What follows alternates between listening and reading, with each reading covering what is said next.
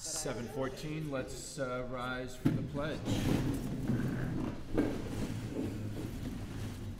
Pledge allegiance to the flag of the United States of America and to the republic for which it stands, one nation, under God, indivisible, with liberty and justice for all. Okay. So what's that? Yeah, I know. Okay. Yeah. Okay, 'cause So I'm supposed to do that. you're gonna go ahead and make the. Yeah, the motion. Okay. So if we can get a roll call, do you have the list over there with you? It was moving around. Can you hand that to me, Mary? Sorry. Oh.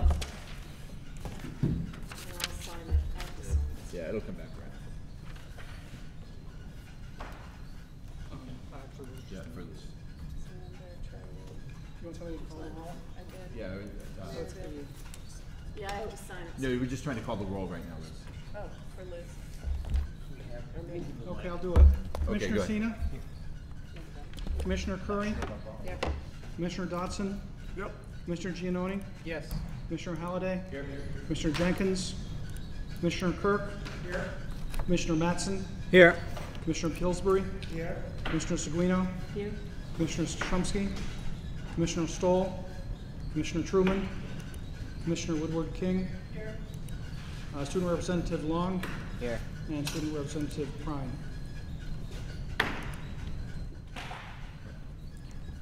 Thanks. The board wishes to recognize, welcome, and thank those who are providing language interpretation of the board proceedings. The board's commitment that all children receive equitable academic services must ensure that new American parents are welcome and can attend meetings, understand the process, and be actively engaged. Interpretation of proceeding honors, respects, and values our new American parents and students. The board asks the public and media to respect and understand the importance of this interpretation. We now move to approve the agenda. If we can get a motion. I move to approve the agenda. Commissioner Seguino, do we have a second? Commissioner Kirk? Any amendments to the agenda? Meredith? I'm sorry. Are you amending now or just when the consent agenda comes up? I assume that's when it would be Okay. done, All right. because it's part of Yep. the motion of Okay. consent agenda. I have to look at the agenda, but Here, they're coming around. okay.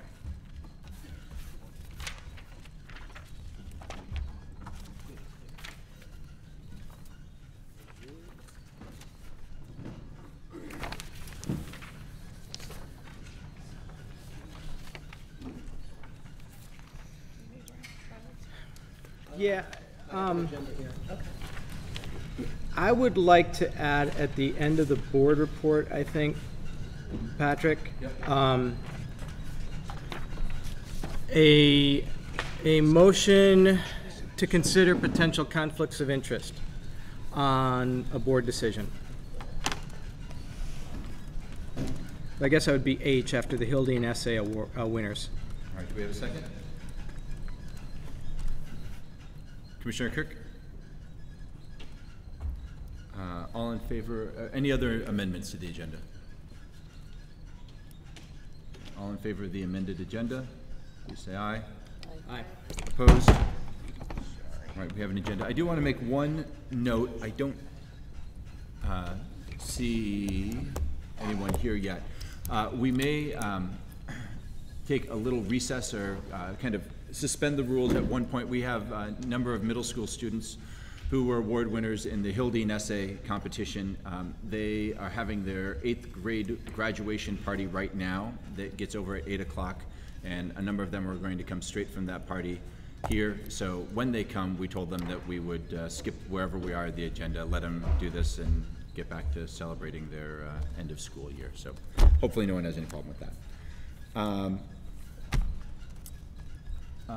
Mark, did you want to come up? In the past, we've invited newly elected folks to join us at the table. You're fine down there if you want. It's we'll let it be you. Okay. All right. So a quick comment on the vote for.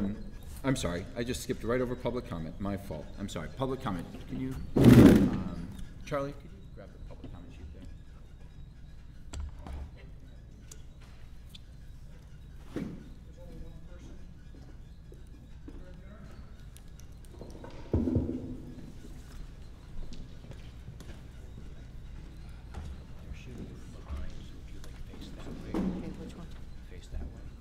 this They're way? shooting you from behind. You said let them see you right in the side of your face if you're facing them.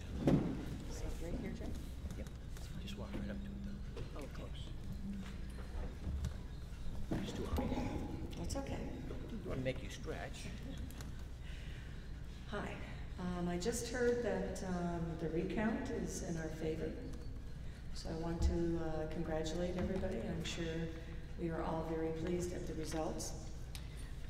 While I was waiting to speak, I started to reflect on the words of the Pledge of Allegiance. And the last 3 words is justice for all. And I thought that while I'm reading my statement, it might be a good thing to reflect upon.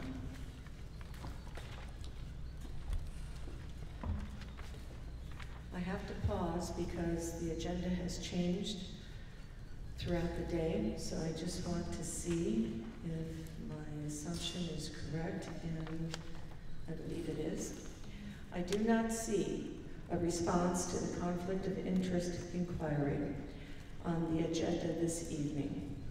Until the board reviews the facts submitted in my complaint as well as other concerned citizens, and until the board readdresses the conflict of interest that occurred in executive session on May 21st, its transparency will remain in question. I await an invitation to an informal hearing on this matter. Justice for all. Thank you. Thank you, Terry. And just a quick note, that was an amended agenda item that we just made right now by Alan to add that as 4H to consider potential conflict of interest. Any further public comment? I have no one else that signed up previously. Hearing none, we'll go ahead and move on once my computer wakes up.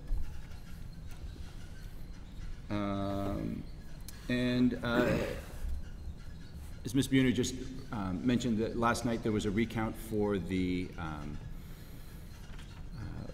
recently, last Tuesday, just a week ago today, the budget vote. And for those who haven't seen, the results came out effectively the same. There's 1 more yes vote in Ward 5, 2 fewer no votes in Ward 7, so passed by a margin of 71 as opposed to 68. And I want to thank everyone. It was a tremendous turnout on, whether, regardless of whether you were in favor or against the proposal, it was a very, very strong turnout, and appreciate the engagement that people showed on that. And appreciate too the faith that those who voted in favor of the board, or in favor of the budget, showed in the steps that the board has taken to try to get control over the financial situation and be able to get better answers and kind of break a cycle of deficits and the like. And for those who voted against the budget, thanks too for coming out, and thanks too for voting.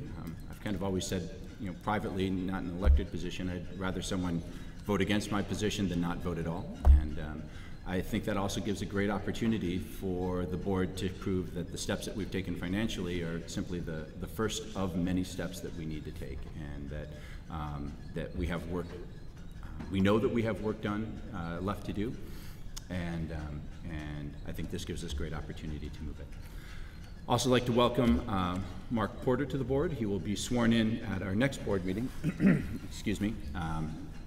And so welcome from Ward 1 from Keith, who's going to be stepping down. And appreciate Mark coming to our retreat and participating in our retreat last Thursday as well. And I don't see Kat out there. I don't think she's out there.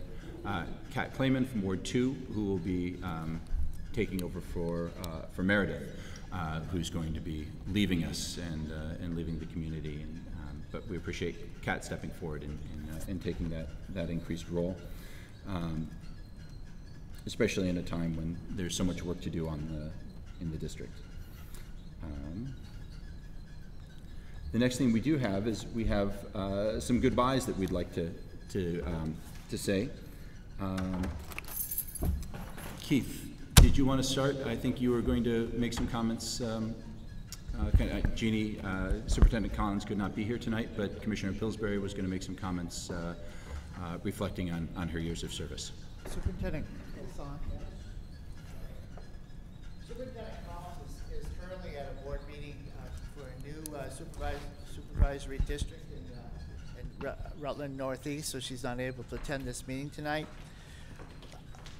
I first met Superintendent Collins as the Director of Special Education, and our committee, the Curriculum Committee and Finance, were kind of grousing about the fact we had so many students going outside of our district for services, and it was quite a high cost to the district. So one of the things we tasked with it was Special Ed Director at that time, was to come up with developing capacity within the district to provide services for our students that were going out of district for quite an expensive amount of money, and she did that within a year, and with the getting a grant called what we now refer to as the PASS grant, she was able to build up capacity for the so that students with various learning disabilities or emotional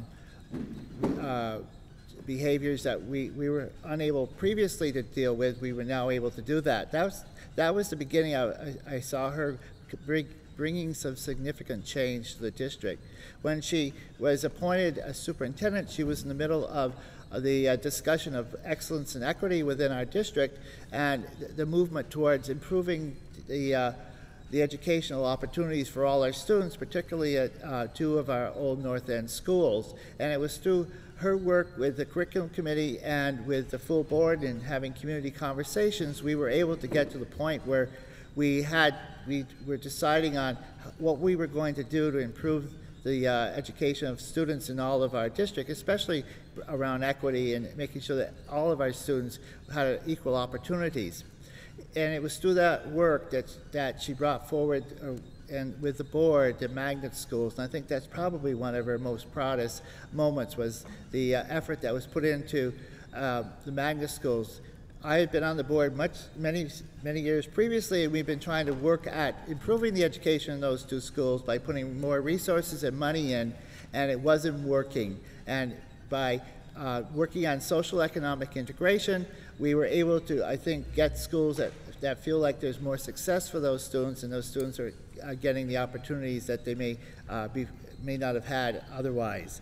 I think another thing that we can thank the superintendent for is that during her tenure, up until this year, we have not had an issue with failing budgets, and our budgets were significantly higher, much high budgets, and did not always solicit the support of the political establishment or the Burlington Free Press. But the people had confidence in the superintendent and the board, and they were willing to go ahead and add to their tax burden. I think another thing that we were able, under her leadership, was to get significant improvement in the renovation of our schools, especially Sustainability Academy, Flynn School, C.P. Smith, and some work at Hunt. Work that had been neglected through many years of boards unable to get budgets passed or to raise the revenue that needed to be done to do that. And it was through cooperation with the city in being able to go for a $2 million bond that has helped us do that. And as also to get a higher bond, a $7.9 million bond for those three buildings. I think another thing that we should thank her for was all of the effort that she made through with the Curriculum Committee and through the work at the high school and working on transition. We had received a notification from NESCAP, the accreditation for New England, that our high school was in jeopardy because of the situation at the high school, particularly around physical opportunities there, the physical structure, as well as some of the opportunities that we were unable to do because of the physical structure. So the Curriculum Committee and the superintendent decided that we needed to make some changes at the high school, but it really needed to come from, not from the top down, but from the bottom up, that staff really needed to be committed to this. And through the effort of the superintendent, the Curriculum Committee, and our grants person, we were able to acquire the Nellie Mae grant that is beginning to make with the work that's going on at the high school and the professional learning community, make the changes that were envisioned so many years ago. It's a slow process, but the superintendent was willing to get us going on that and moving us in the right direction. I think what we can say is that she has also committed herself to the equity and diversity within our school system, with a strategic plan that continues to be in progress of continuing the improvement that we need to do. She worked with the superintendents in the area for many years to get them to agree to change our calendar so that we could celebrate high holy days for those of our families who are Muslim and of the Jewish persuasion, so that they could celebrate their high holidays when they were during the week when school was in session. So we would have no school on those days. So I think, in all of those, I think that what the superintendent has done is brought us to a new level of opportunities, excellence, and working towards equity that we, as a community, value. And for that, I think the Superintendent Collins should be thanked. Thank you very much.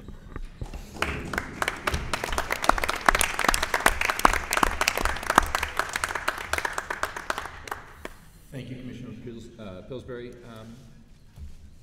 Commissioner Mattson, were you speaking to David Larkin? Actually, Or was Keith? Keith, you were going to speak to David as well, right? Okay. David Larkin. David Larkin was hired about a year and a half ago. He was hired to replace an employee that was in our finance office for 50 years. And he came in as what we call the financial consultant to begin the work to understand our budgeting process. He actually came in the middle of our finance meetings in December and was, I think, quite taken aback by the way we went about budgeting and our whole process, and also felt that we had real needs for improvement in that area. Also improvement in communication with the city. So what David has done over the last year and a half as a finance director has worked to improve our budgeting process, to upgrade our fiscal management system with hiring Miranda McDonald to be to work on the munis, and also to really begin the communication that was really lacking between the city and the finance department, and really making sure that our monies were separated as is required by Act 68. And for all of that, I think David should be commended for the work that he started in this district and that we will need to carry on after he has left June 30th.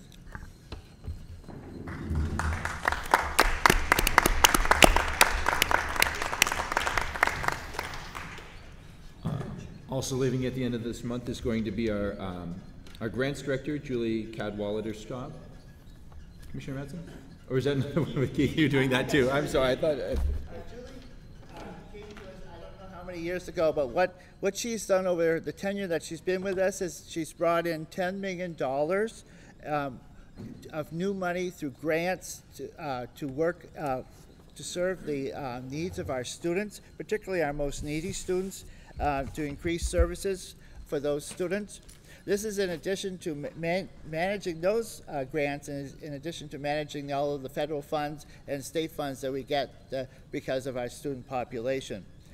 She was very important in merging the city and the schools after school the city and the school after school program to strengthen and expand those programs, so they not only were kind of fun, sports kind of athletic kind of activities for students, but also for enrichment and for extra support for those students who are particularly in need of extra support. She's also brought in money for our summer schools programs, and she's worked on getting the money that we need to, I think it's called community grant funds that Senator Sanders has been so helpful for us, so we can provide the after-school programs that we need, that are needed by our families, particularly our families whose students need an additional opportunities and boost in their learning. She was very important in getting the funding for our magnet schools and the support from the Terrell Foundation and the Bay and Paul Foundation for getting the programs that we needed to support the people and the students in order to serve our student population, to give them the opportunities and excellence that they needed, that we wouldn't be able to do through funding through the property tax.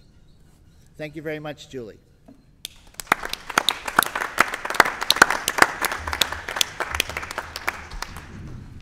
Now, Alan, also leaving is going to be our HR Director, Sarah Jane Mahan.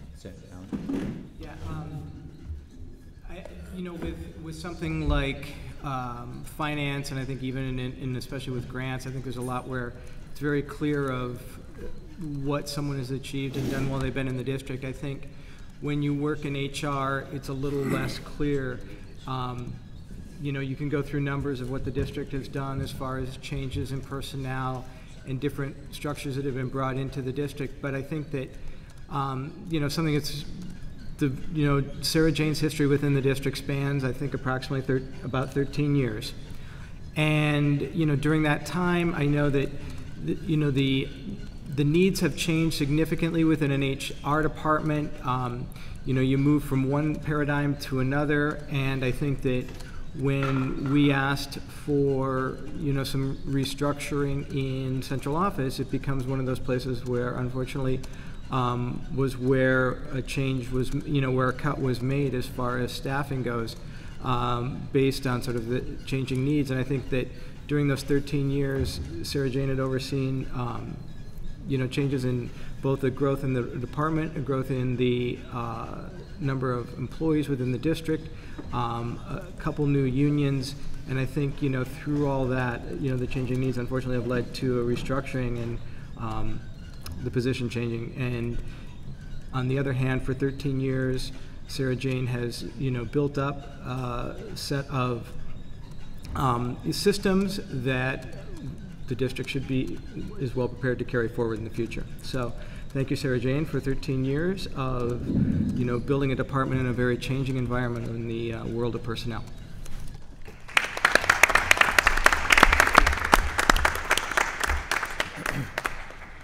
We're also losing 2 board members here at the end of this month. Our first one one of them, our first one, and I don't know if you're back in the original school board, Keith, but he's been around for a while, but Keith has asked not to be honored tonight, that he'll come back at a time later on, because he still has 20 days left on the school board, and he's going to work till the end of it, and it seems premature, and we certainly respect that. And Meredith doesn't have that luxury because she's going to be leaving town. And sorry about that. Commissioner Curry, you had some thoughts you wanted to share. Meredith, we only served for a year together, but I could see why your constituents felt so well represented by you. You have an enormous amount of institutional knowledge that we're losing, and you were, one of the magnet school parents who has been there from the beginning, and you've been a really important source of information for me, and I know that you've been a really important source of information and a real cheerleader for the parents that you interact with and the whole community. You've been a voice of conscience on the board, and you've always, especially during budget time, reminded us to think of the kids first. And you've also always really spoken to how special what we have here is in the district, and you've really, made me think very deeply about how, as a community, we have a really exceptional education. People are really invested in this district in a heavy way, and that really comes through, and you're a real champion for the district. So I will really miss, getting a lot of information from you, and you have a great memory, and you're able to speak to, so many things from firsthand knowledge and just from having been through them. And the first thing you said when you came here was that you spearheaded the fundraising campaign for these curtains, and as a member of the Edmonds Drama Club, and I know how hard that is. I know how much work that takes, and I think that's just one example of the amount of time and effort that you've put into the district because you care so much about it. So thank you. And best wishes on your family's move, and you know, a whole new school district to take on. Thank you.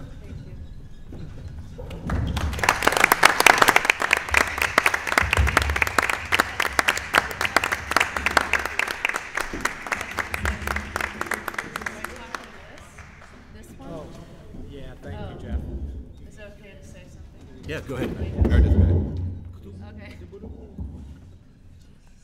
Yeah, because I know I haven't always been brief on the school board, and there are those of you over the last 5 years who are probably going, oh God, here she goes again. But so I just want to say thank you so much. And my kids had the advantage of going through Edmonds and Integrated Arts Academy and Edmonds Middle School, and I actually don't want to leave Burlington. I'm incredibly sad about it because it's a special place. I've lived here longer than anywhere else in my life, and I never thought I was going to leave, and I hope our family, we hope we'll be back, but circumstances, job circumstances, are taking us out of state. So yes, and I do feel it's appropriate that I'm up here on this stage because, as Keith Brown knows and Kyle, we've all spent a lot of time up here building sets and working with the kids up here on the stage. And so I just think this is a really appropriate place for me to end my school board time. I'm really sad that my kids won't be going through the school district, and I'm really excited about what has happened over the last few years at the high school. And I'm really sad that my kids won't be seahorses. But I know that there's a lot of conflict right now in the district, and I just hope that everybody can pull it together for the kids to move forward, because I've seen it happen before, and I know it's possible. We have a special school district here, and I really don't want to leave, and I really value the teachers, which, I like to say my claim to fame is taking option 3 off the table. So best of luck to all of you in moving through this right now. Okay, thank you.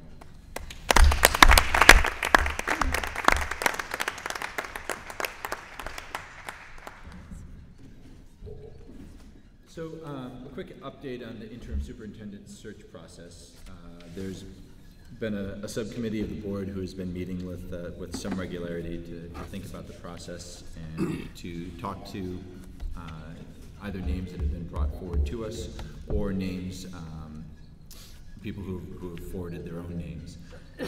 And they've kind of fallen into 3 broad categories, I think. The first category are kind of retired administrators in Vermont. Second category are retired administrators from outside Vermont, and the third category is kind of public managers, people who have experience working in complex organizations that may or may not be a school. And so that kind of describes the universe of the names that have been brought forward for the most part. Speaking here to the board, that I think that one of the issues that we've discovered, and I had a conversation today with Jeff Francis at the Vermont Superintendents Association. One of the things that we thought we had discovered, but apparently people have discovered this a long time before we did, is that one of the problems coming up with a retired superintendent is that some retired superintendent has to pull his or her name out of the retirement pool, taking a hit on not receiving your retirement pay, and so it makes it kind of financially a financial disadvantage to someone to do that. You're at a spot where you're only going to be making but you're going to be making have an increase, salary increase. Much smaller amount than the actual salary you'd be getting from the board because you're losing your retirement at that time. And there are not very many people that are willing to do it. A lot of folks are reticent to do it. And it's probably not, well, it's not probably not, it's not good practice to come up with big patch arounds that give the appearance of something that would be some sort of working around a system. So that's been a challenge. For folks who are public managers who don't have experience in schools, licensure becomes the problem. And so we have, there are ways working with the Agency of Education that you can apply for some sort of waiver and licensure. And when we get a name of someone that might be appropriate for, if we decide to go that route, or at least to interview that route, we'll look at the viability of that as we go forward. Additionally, we have a number of people who are from neighboring states or nearby states who, for various reasons, have an interest in coming to Burlington, and that would be a way to move away from the retirement issue as well, because they're in a retirement in a different state. So those are kind of the three different universes that we're pursuing. We have honed down a list of folks and just trying to see what the exact interest is in people who are ultimately want their name brought forward as a candidate. And at the same time, we're putting together a committee of folks who would be sitting in on those interviews that would most likely consist of some board members. It would consist of a couple of the senior directors, probably a teacher, maybe a representative from the Partnership for Change, and possibly a building administrator as well. And we hope to have that process moving at a very, very quick rate. I don't know, we don't have a definite timeline other than we're continuing to move very, very quickly on it. I'd be happy to entertain any questions on that, or if Commissioner Madsen or Dodson or Chena has anything that they'd like to add to the discussion, please feel free.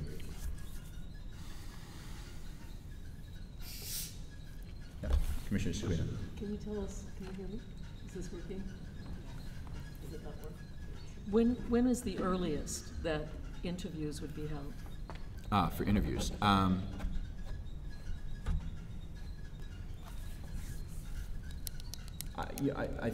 think there's a scenario where interviews could be held very early next week. I think that's a possibility, not a promise, but a possibility. No? Any further questions? Oh, I think I'm dead here too. Any further questions or any comments from the others who've been working on this? Sorry. All right. I think, Commissioner Seguino, you're talking about the work that's going on for finance, search, Director of Finance. So, I am mic'd, okay. So the Finance Committee met with the Vermont School Board Association, and we're contracting with them to help us conduct the search for an interim financial director. Our timeline is we're moving very rapidly, and our contract with them is will be through the middle of July. So we hope to have somebody in place, hopefully no later than the end of July. We've invited the staff in the business office to give us some input on what they're looking for in a new financial director. We're trying to give ourselves some flexibility depending upon who we find and how we structure the position, but essentially we're moving as rapidly as possible to do that, and getting input from the staff about what the qualifications of that person ought to be. Any questions?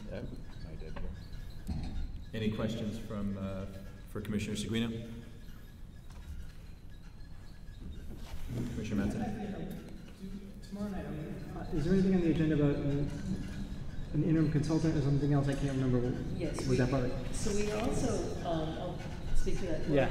We're going to, there's going to be a motion, as I understand it tonight, but the Finance Committee determined that it would be essential to have a financial consultant. And so that person would be focusing on helping us identify spending controls that would help us avoid a deficit in the coming year. There will be some other things that they will attend to as well, such as implementing the recommendations from the audit that was done earlier this spring. So that will be a separate position. It will be shorter term, perhaps about 2 months. The financial director will be focused on doing the regular business of the financial office, but this consultant will in particular be focused on helping us understand what spending controls are needed, what kind of reporting is beneficial for the board to have and the finance committee to do its oversight role in terms of managing spending and costs and so forth. Anything further?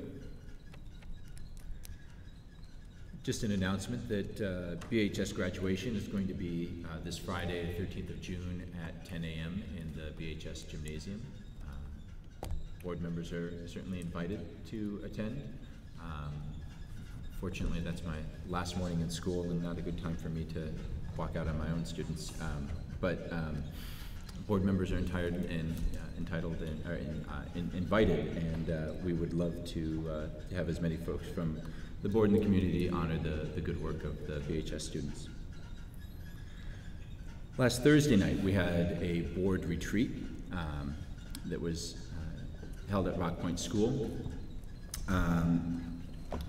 After dinner, we had a really nice discussion, a really rich discussion, I felt, and honest with the senior directors who were there, and I came out of that with a couple different things in mind. One, I feel that we're in good hands with the senior directors. They spoke eloquently on the subjects of their responsibility.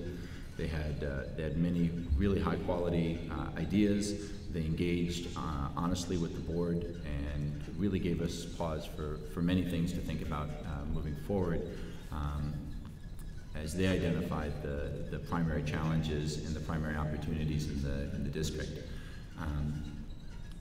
After that, we set to work in creating a work plan, and we broke into committees. Each committee developed its primary goals for the upcoming year, and tried to limit those goals, with the exception of finance, tried to limit those goals to something that were ambitious yet manageable, and finance just has a few more things that they're trying to on their plate right now, so they had many things that they were trying to take on.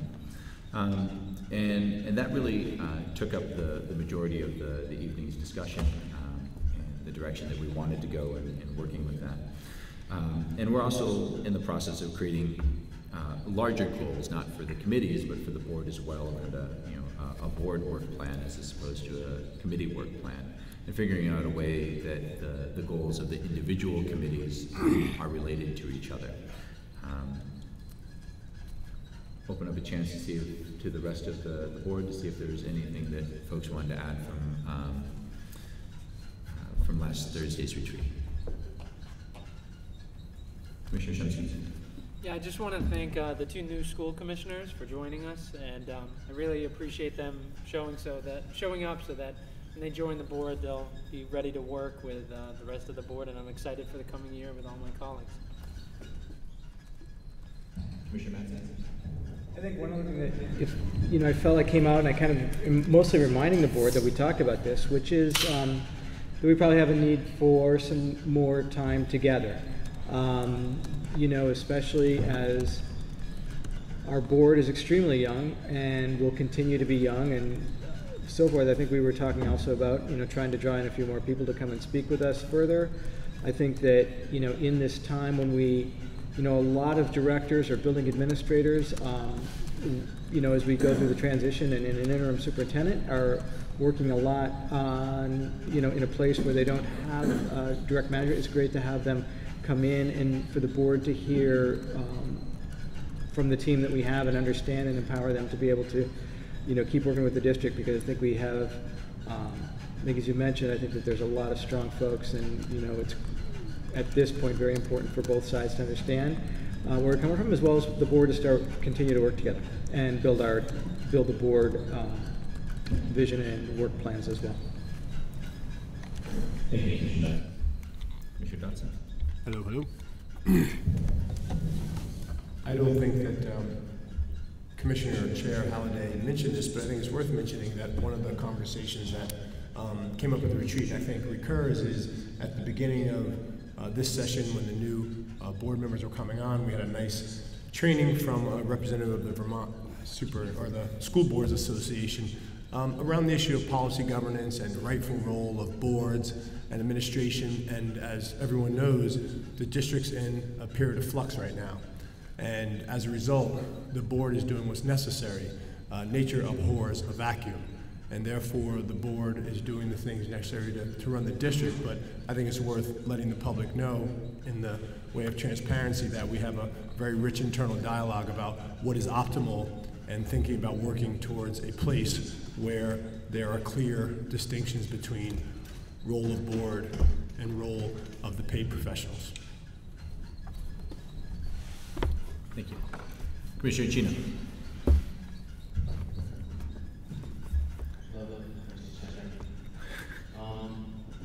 I guess what I would like to share is that I left feeling a lot of confidence in the senior directors and what they had to say. And I know this is a rough time right now with a change in leadership, but I believe we have some strong leaders, in our administration who are going to help us through this. And as scary and nerve-wracking as it might be to be at a time where we don't have a superintendent in place, well, I know we do technically, but you get what I mean. I think it's also an exciting time, and this is a chance for our community to pick a new leader that's going to kind of help us move forward. So, I'm looking forward to working with the community in that process and hoping, we can find a great leader. A lot of community members have come to me and said the most important thing you can do right now is help us find a good new superintendent. And I think coming out of the retreat, it's pretty clear that we have a lot of talented staff that are going to keep the ship sailing smoothly. And our job right now is to focus on getting a new captain. So I guess that's sort of what I'm leaving with. So it was nice to hear from those of you who are here, who are senior directors. It was nice to hear what you had to say. Thank you. And I'm sorry I missed the public comment part. I was working. So if anyone wants to check in with me about anything that came out then, I'd be happy to hear your opinion at another time. Thanks.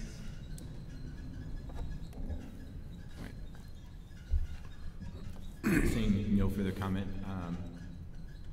Carol, Rents, I don't see any of the, if you'd kind of wave at me when you see some of the Hildene kids come in, and we'll kind of stop. I know that they have their party going on still here. That brings us down to the next item, which is the consideration of a potential conflict of interest. Before we start, I just want to read from our school board policy. There are kind of three levels of conflict of interest that exist both in school board as well as under city charter, while there are some differences between the school board policy and city charter as well. The first kind of level of conflict of interest is when there's a direct financial interest. The second, it would be a secondary financial interest of a close family member.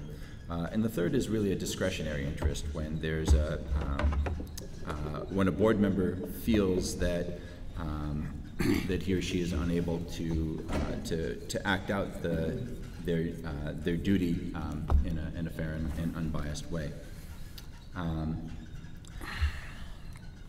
It's up to the discretion of a board member to claim a conflict of interest. And if no board member claims a conflict of interest, there is a procedure where and I'm now going to read straight from policy, when a conflict of interest claim is brought against a board member, it is brought to the board in writing and signed by another board member or a member of the public. And the board member against whom the claim is made does not concur that a conflict in fact exists. The following board procedures will be followed. And we have had a in writing with named board members here.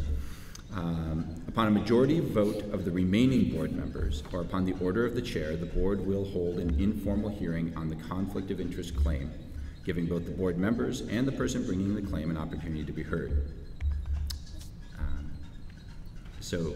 Reading that if there would be a motion that there is the appearance or the potential or a discussion regarding a conflict of interest that a board member could bring that to act on this right now. If there is a majority of the board who believes that an informal hearing is wise, at the conclusion of the informal hearing, the remaining board members will determine by majority vote to take one of the following actions: issue a public finding that a conflict of interest charge is not supported by the evidence and is therefore dismissed; issue a public finding that a conflict of interest charge is supported by the evidence and that the member should disqualify him or herself from voting otherwise, participating in the board deliberations or decision related to that issue as required by Vermont statute; or issue a public finding that a conflict of interest charge is supported by evidence and, in addition to disqualifying him or herself from voting or otherwise participating in board deliberations, the board member should be formally censored or subjected to such other action as may be allowed by law. So we do have in writing a claim of conflict of interest against two board members in relation to discussions and the vote around the assistant principal, hiring an assistant principal or choosing not to hire an assistant principal at the high school. That's Commissioner Dodson and Commissioner Seguino. I guess before we move any further to hold on one second.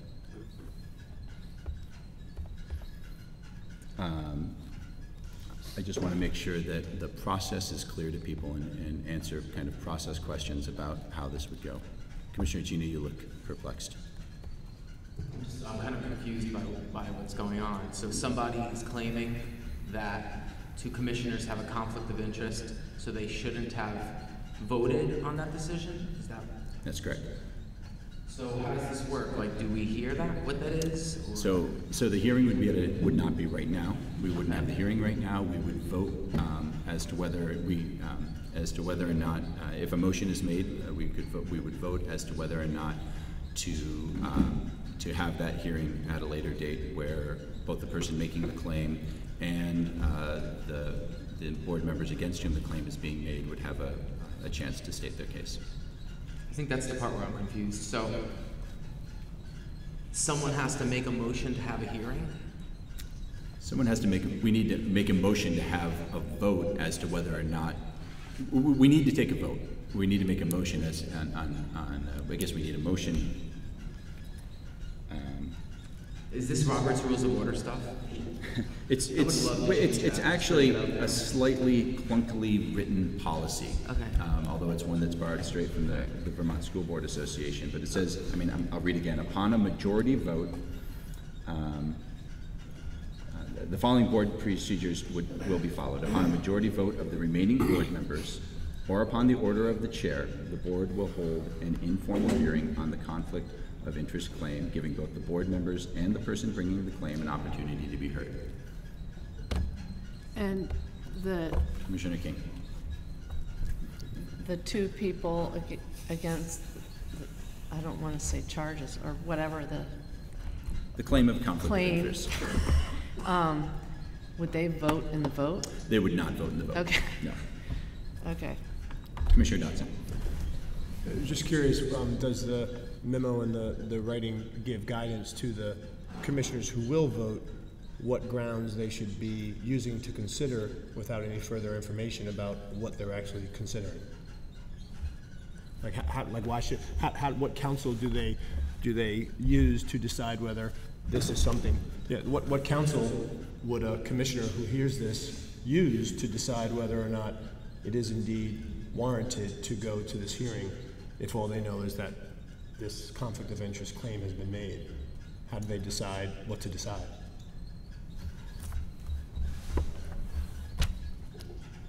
A great question. All it says is upon a majority vote of the remaining members. There's not guidance in the policy. Commissioner Curry. So is there a motion on the table? There's not a motion. I was just trying to have clarification on the process to see before we move to that step. Is there a motion? Commissioner Mattson. Yeah, I just want to, if I took, I mean, I had a member of the public come to me with the same point. And as I read the policy, there were a couple things in there, one of which was my original contact with the member of the public, who I actually asked if I could, I just said, I got to be open, I'm going to say who it is. And Prince Semflever. And I said to him, you just said there was a conflict of interest on the board. I said, there have to be people who are named. And he did say Stephanie and Kyle were the two named. It also says that the two parties need to say that they don't think they were conflicted. And before I make a motion, I have had conversations with both Stephanie and Kyle. My understanding is that they don't feel as if they were conflicted in this situation. And I'm just looking to kind of confirm that, because, that's kind of part of it. Why, otherwise you would say, you know what, I was conflicted, that would take care of it. So I will make the motion, and if there's a second, then I'll speak to it. So, just clarification, Commissioner Dotson, do you feel you're conflicted? No. Commissioner Seguino? No.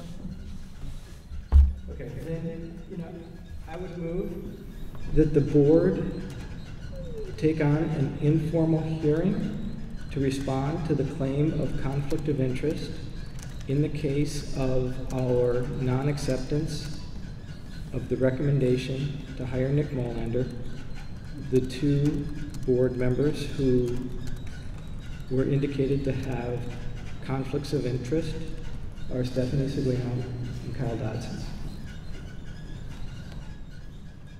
Sorry, can you repeat that? That's all I did was squeaking and Yeah, echoes. I understand. It's difficult, so I will. I don't know if you got exactly the language. I tried to go slowly, but I got a lot of it, yeah. Okay.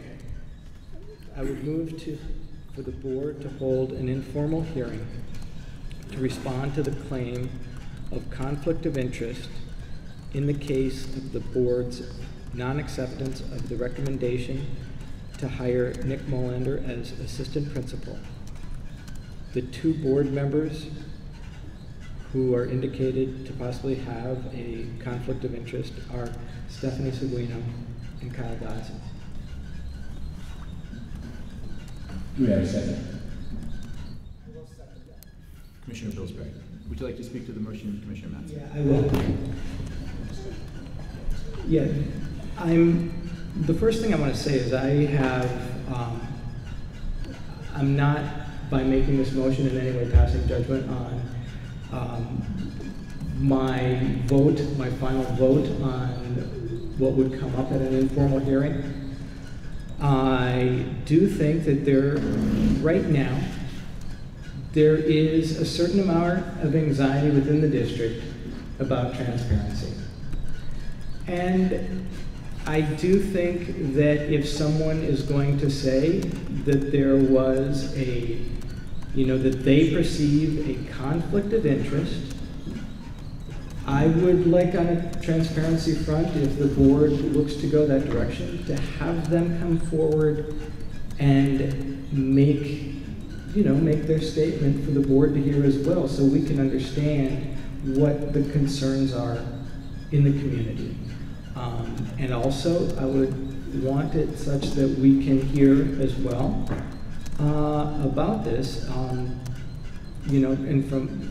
in my standpoint, I do feel as if there is a potential for precedent here of a tool that people use, but I also feel that there's a need for transparency.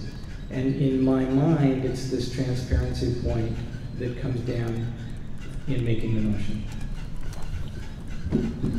Before we continue discussion, I just want to highlight the careful manner in which Commissioner Matson was speaking. He was speaking to the motion, not to passing judgment on the validity of the claim of conflict of interest. And I think it's important so that we remain that we will ultimately have, if this motion passes, we will ultimately have to hear input from both sides and doing our best to remain impartial and not prejudicial, I think is really important. You seconded, Commissioner Pillsbury. Did you want to speak to it? Just turn it on when you get it, so it doesn't make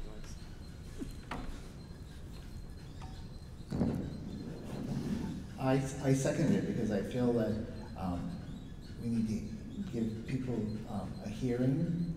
I have no judgment here. I don't know what the issue. I don't know anything on the either side. I think that it's very important as a public board. If people feel there's conflict of interest, we need to hear that so that they feel like we have not just sort of stymied them in their concerns, so that we are open to that, and we don't look like we are a bunch of cronies that just protect each other. I think it's important that we do listen to people who may be critical of us, and then make a judgment based upon our best information.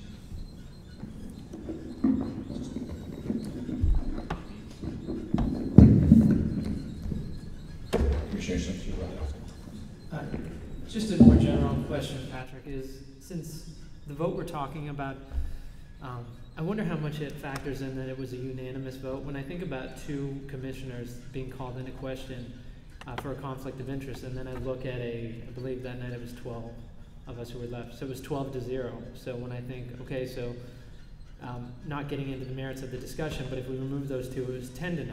So I guess I don't understand is that we're saying that the entire process and vote now is called into question, and it's not simply remove those 2 votes and you have a unanimous 10-0.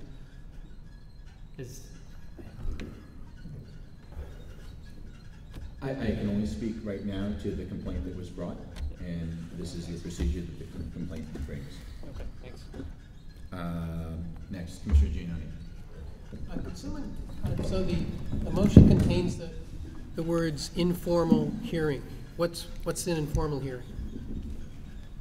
Again, I'm reading the policy that says informal hearing. That's something that I've had conversations with our council about, and we'll have to get clarification before the hearing actually takes place as to exactly what an informal hearing means.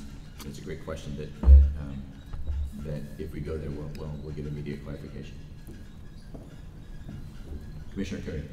And so what I don't understand about the policy is the person who brought the motion, do they need to state what the basis for conflict of interest is? Because to me this would set, this policy kind of is very difficult to interpret. It sets a very dangerous precedent. I mean, I could be conflicted out from voting on anything in the district because I have kids in the district. So how would I be unbiased about pretty much any decision on the board unless someone specifically said to me, you know, your son was, you know, told you that they saw someone cheating at the Alpine ski race, and so you shouldn't vote on the athletics budget that's going to cut the ski program or something like that. I mean, if they disclose why they think there's a conflict, then I would have an easier time kind of interpreting the policy and saying, okay, well, there's a clear disclosure because, you know, I have the concrete information from why this person is invoking this policy. But without a clear idea as to why the policy is being invoked, it's very difficult to follow a policy that, I really don't have the guidance on.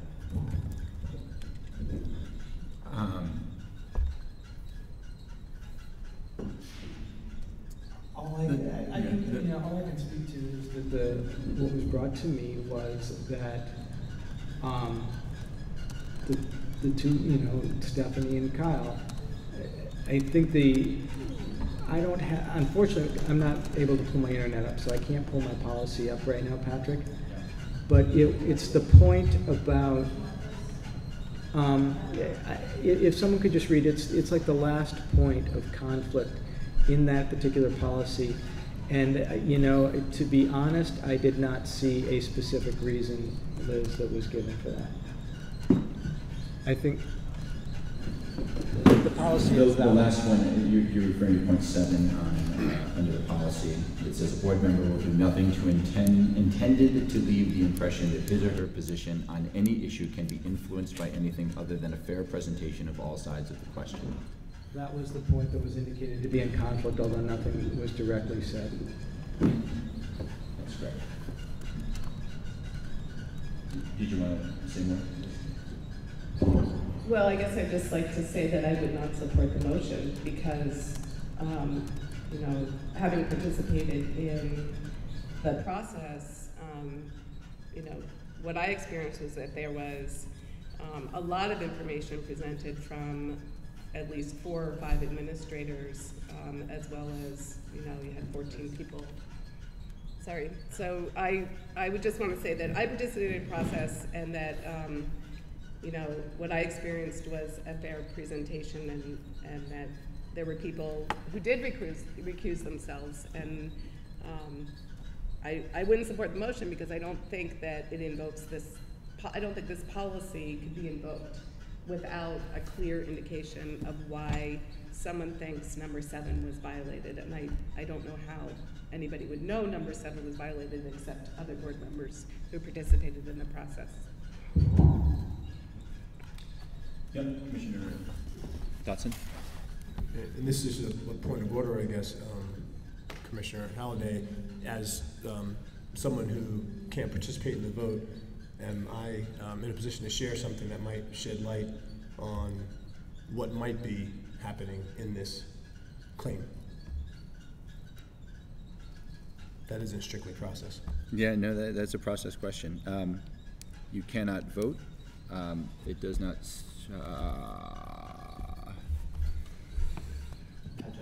Yeah. I see administrators nodding no. I just want to. I can't. I'm sorry. You really want to stay away. You just want to have an up-down vote, have an informal hearing through the process. We're getting into discussion of things that border on religion and stuff right here. Totally important. Maybe Kyle is You can call up the board if you want. It just makes me really nervous. Liz is saying, Kyle's saying. Yep. I think you know, speaking to the motion itself and not the content of the claim is what we need to be doing. Commissioner King. I think this is it is on? Okay, not on. So I did recuse myself from the vote, and I left when the vote the first time, and then I left before the vote happened the second time. But my concern, and maybe I'm able to take this 10,000-foot view now because I'm leaving town, but I'm really concerned about this issue tearing the community apart, and I guess I would be inclined to think it might be okay, even though I have concerns about, you know, what the claims might be.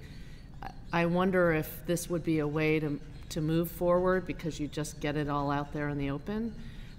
If the board doesn't vote in favor of this, I'm thinking at some point you're going to need mediation on this issue, because unless you get a superintendent who can do this all for you. I'm concerned that with the leadership vacuum right now and moving forward, that you're not going to move forward until this is resolved, that this gets talked, you know, about on both sides. I don't see, there just seems to be so much conflict around this right now. Yeah, I feel torn about this because I think in the spirit of transparency, I would like to hear what's going on, but I'm also concerned about setting a precedent that this will be a tactic that's used to block decisions, and I don't know, I just feel like, without knowing what this is about, I feel uncomfortable. I hope that's not. And it's also by design that we don't know what it's about, too, so that they're not prejudicial. Like, doesn't really make sense as a human, but whatever. Commissioner Dotson. I just want to say that I fully respect the process. I respect the right of someone to bring the claim. I respect the process that's in place.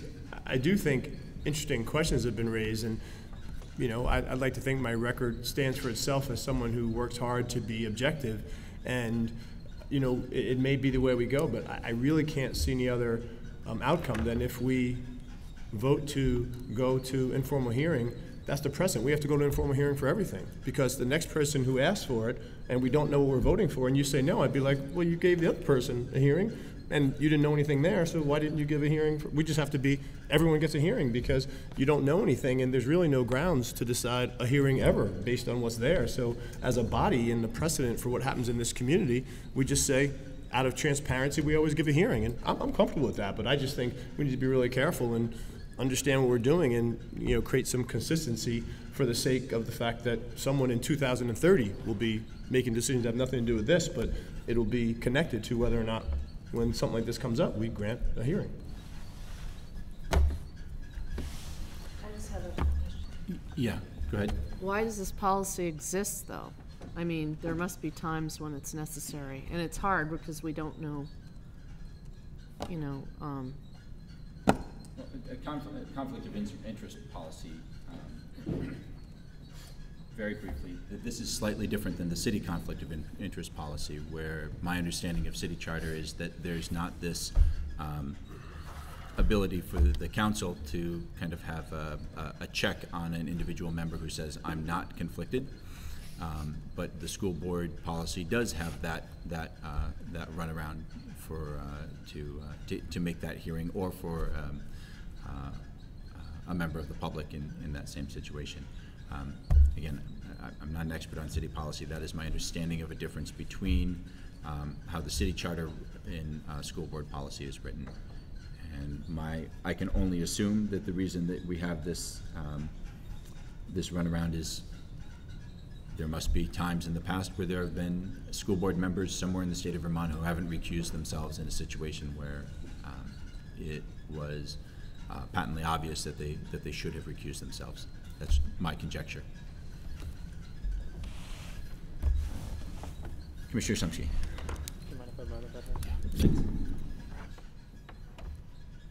I was really hoping that everything was going so smooth. We actually talked about the superintendent search, the director of finance, and I thought, it's the first meeting of the 48 I've had since April 7th that I was like, wow, we're actually going to get out while the sun's still out. It's like always something that comes up. Makes it interesting. I am afraid of the precedents that this sets, because I know that Helen Hossley is going to now probably lodge a complaint against me every time because I organized a campaign to defeat the school budget, so she'll say I can't vote on any budgetary matters because I have a conflict of interest. I think that the precedence is dangerous. I think that had this individual gone, it's a little bit of a witch hunt to me when one individual goes to one person. For the process is that it's okay for them to reach out to several board members to have a discussion beforehand and say they have a concern. Before the process, let me interrupt. The complaint was filed according to the process. The complaint was filed according to our own policy. There's been no, it was followed exactly. So. Okay, and along with that process, Patrick, is part of the process we have here tonight is that we're to consider this. And that is the process. So we have to consider whether Stephanie and Kyle, who made it clear tonight that they did not have a conflict of interest, that's what they're stating, that's what we're determining here, is that we have a chance to vote and say, do we need to have a further hearing based on an anonymous source without any basic information being raised now? It's not anonymous. It's not anonymous. All right, the individual. I said Prince sent flavor, Okay. very specifically, and Scott. I can't hear the acoustics that well in here. Okay. Alan. I apologize. Okay. And Terry Buhner tonight said in public comment she was the I was other not one. here I'm for sorry. that. And she said it last Thursday as well, that she's the one that has made this request. My point is that the process is we get to get up here and decide. And okay, so Terry Buhner and what is it, Alan? Prince of Labor. Is that they've made the claim is that there's something, and Stephanie and Kyle are stating that there isn't, is that the issue that is revolving around and around on this issue is that I question personally the merits. And after having worked with Kyle and Stephanie, is that we're getting off of. I'm not talking about the facts. The question is whether we should actually have a hearing on this. So we're determining based on Colin and Stephanie saying that there's no issue. We have a resident saying there is an issue. So isn't that the point of this whole discussion, to determine whether we have a hearing or not? It's determined we have a hearing or not. It's not to determine whether or not the community members or the board members are the one who have the correct perception. That ultimately falls to this board, minus if we have a hearing, minus Stephanie and Kyle. It falls to this board to hear the merits of both sides and to make a determination. Well, then the only thing I'd say, Patrick, is if we're not making that kind of determination, I mean, essentially what you're telling me is if any resident makes a claim, I have no choice, which is we have to have a hearing. That's what I thought we were discussing, whether we should move forward. But if you're saying that I can't weigh those arguments, then all I can do is say a resident raised a claim, we have to have a hearing, and then why even have a vote, because it's a foregone conclusion. Any further comment? Any further discussion? Commissioner Pillsbury, Commissioner Perry. This is the highway official, 23 years. I've never heard this before. I don't think this is going to be one of those things that continue on. But I do think it's important that people feel that if they have a concern that they can bring it to the board, and all we have is it has nothing to do with board members, whatever. It has to do with the fact that our citizens have brought this concern to us, and they're asking to be heard, and that's what I see this vote as. And so I think I'd like to call the question after people have had a chance to say, because I think we've pretty much discussed this. Commissioner Curry?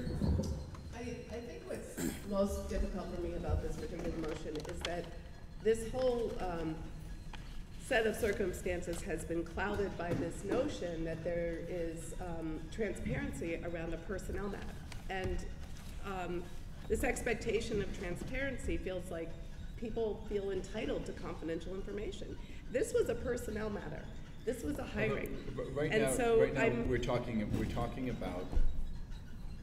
about the motion at hand, and I think you're getting into well, the motion at hand, what I heard people present is that we need to be transparent. And so when I hear the transparency concept invoked, it's like, yes, we need to be transparent, but this is particularly one area where we are intentionally not transparent. We are not going to be transparent in our personnel decisions.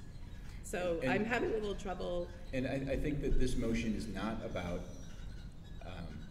the motion on the table is not about a personnel decision. The motion on the table is about two board members and their, whether or not they should have been a part of a discussion on a personnel matter, and that's where we would be going.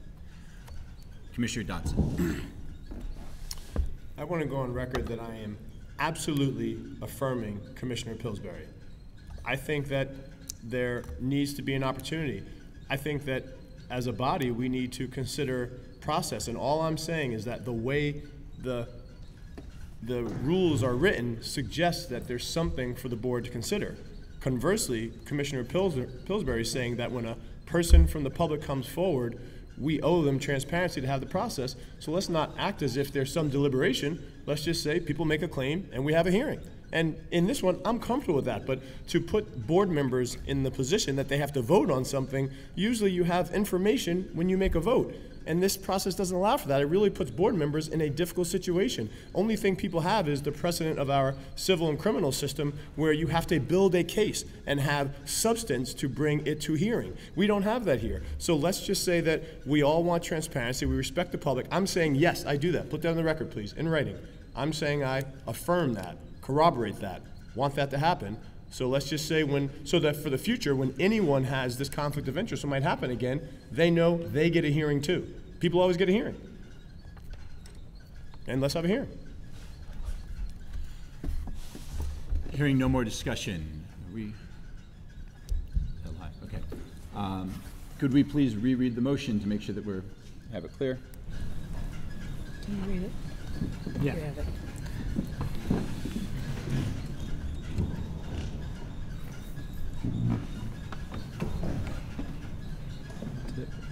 You have it. You have it better than I do. You have, yeah. I mean, I have too many pieces of it. Okay.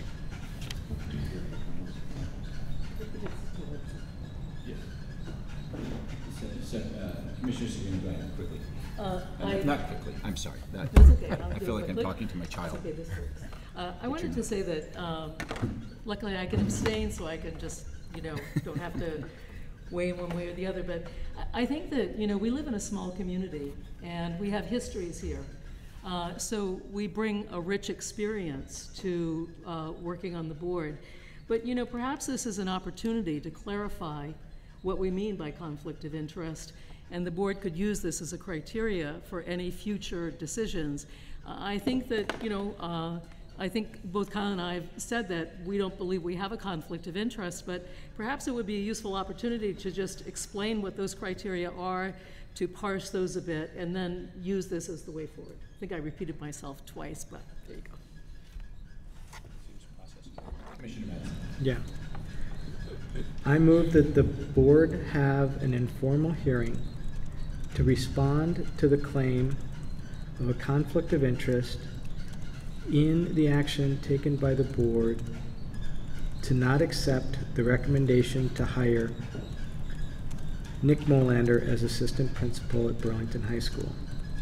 The two board members who have been indicated to have a conflict of interest are Stephanie Seguino and Kyle Dotson. So a yes vote is a vote to hold the informal hearing, and no vote would be against the informal hearing. All in favor of the motion? I do have a question. Can I ask it after about who would run that meeting? Would you have some? I don't know. The process of that meeting we need to get some clarification on, because we don't have precedent for running it. All those in favor of the motion from Commissioner Madsen, please say aye. Aye. All those opposed? Could you get a show of hands? All those in favor? I see 5 hands up. All those opposed? 2 down. I didn't see your vote. Did you abstain? And abstentions. All right, an abstention from the students too. All right, passes 5-3. There will be an informal hearing at a recent new, a very soon date, because several of us are going to be on vacation soon. So I think soon. All right, I see a couple of our Hildene essay winners who have come in. Carol, do you want a copy of these for? Okay. Oh, and here comes our winner right now. Good timing.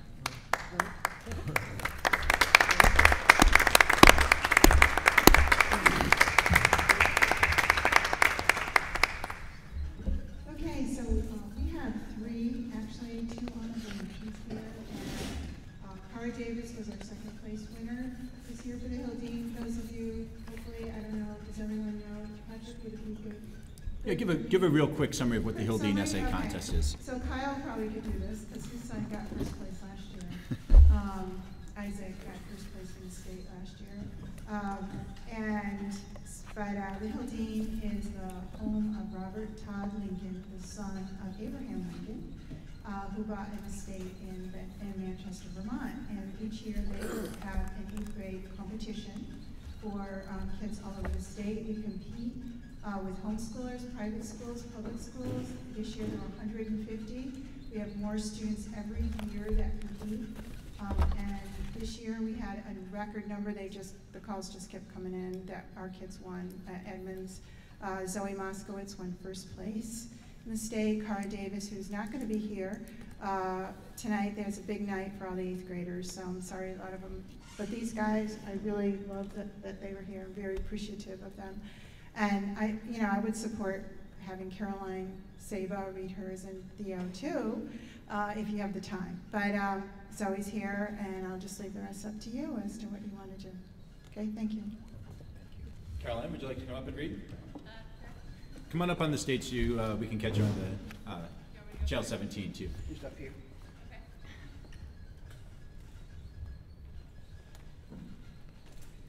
And if you could face this way, but all the way over here. No, all the way over here.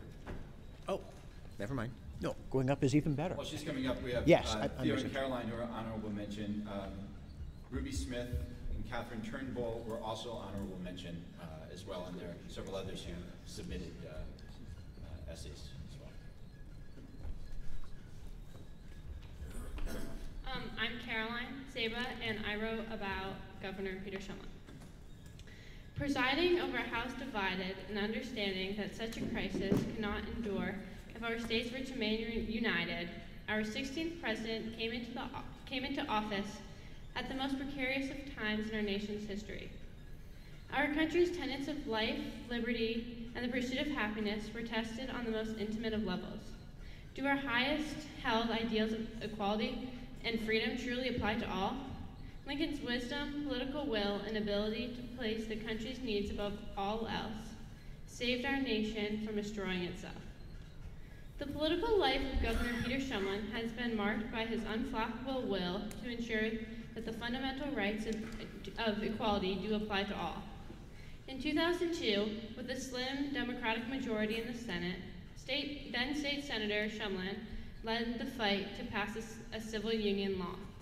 This law created a firestorm of controversy in the state and ushered in a national debate on what constitutes marriage. Shumlin's firm resolve to keep Vermont moving forward recognized the rights of all Americans to be married, regardless of sexual orientation, which led him to sponsor the bill that created marriage equality. Shumlin, like Lincoln, understood the value in the pursuit of true equality and worked hard, despite the odds, for Vermont to become the first state to legalize same-sex marriage. President Lincoln and Governor Shumlin each demonstrated humility as leaders.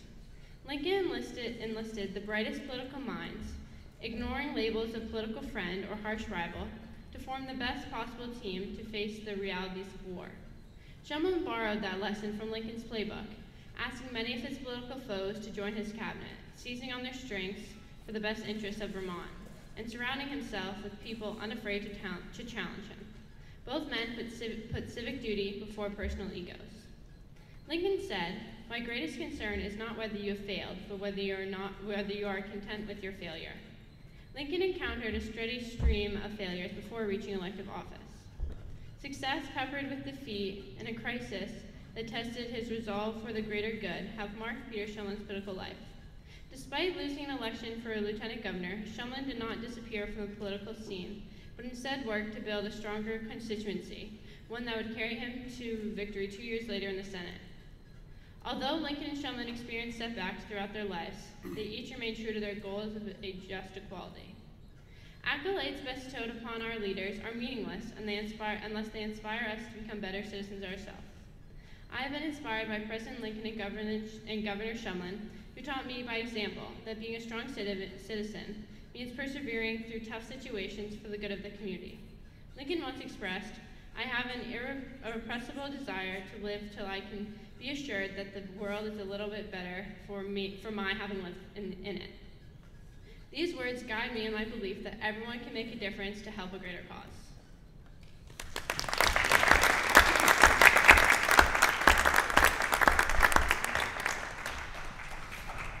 Theo, in swimsuit.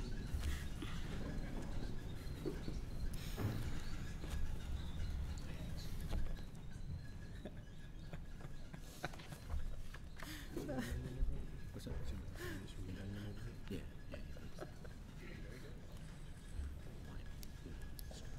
I'm Theo Davis, so I got an honorable mention, and I wrote about Jimmy Carter. Just like Abraham Lincoln, Jimmy Carter has been successful despite many difficult challenges. Although Jimmy Carter's presidency was looked upon as a failure by many people, that did not stop him from being an extraordinary and extremely influential person. Carter and Lincoln are similar because both of them strived for a greater world vision. Jimmy Carter served in the Navy for 7 years. After his father died, he resigned in order to take over his family business. Carter became a leader in his home community and served on the boards overseeing education and the hospital. In 1962, he was elected to the Georgia Senate. He was elected president in 1976 and created a foreign policy to promote peace and human rights for other countries. Carter was president for only 1 term. Carter wasn't reelected because of economic, energy, and Iranian hostage crises that occurred during his presidency. Carter could have given up, but instead, a year after his presidency ended, he founded the Carter Center, a nonpartisan, nonprofit organization that addresses national and international issues of public policy. Their motto is, waging peace, fighting disease, building hope. Carter focused his efforts towards creating equal rights for all, and not just for America, but for the entire world. He also put decades of effort into solving international problems and spreading democracy, and eventually won the Nobel Peace Prize in 2002. One of the more oppressive programs spearheaded by the Carter Center was the international effort to eradicate guinea worm disease. This is only the second disease in history to be completely eradicated. Carter and his wife volunteered for Habitat for Humanity for over 30 years by building affordable, energy-efficient homes across the country. Like the Carters, my parents work for nonprofit affordable housing organizations, and this motivates me to help people who have less than I do. Lincoln and Carter's morals and ethical values shaped their political agendas. Lincoln's values reflected how he perceived slavery when he was president, because Lincoln believed that everyone should have rights and that slavery was not just something that was acceptable in the United States. Jimmy Carter believed in improving the lives of others. He said in his great Crisis of Confidence speech, too many of us now tend to worship self-indulgence and consumption. Human identity is no longer defined by what one does, but by what one owns. Carter and Lincoln were both progressives in their time. Carter talking about solar energy 30 years before it became popular, and Lincoln talking about the ending of the abomination of slavery when it was extremely popular. Both Lincoln and Carter strived throughout their lives for higher ideals that they believed would better society. Carter inspires me because he achieved more after his presidency. Carter made significant changes in the world, and when he was faced with challenges, he didn't back down. At the age of 89, he's still working towards making the world a better place. Carter's actions encourage me to emulate him and make the world a better place.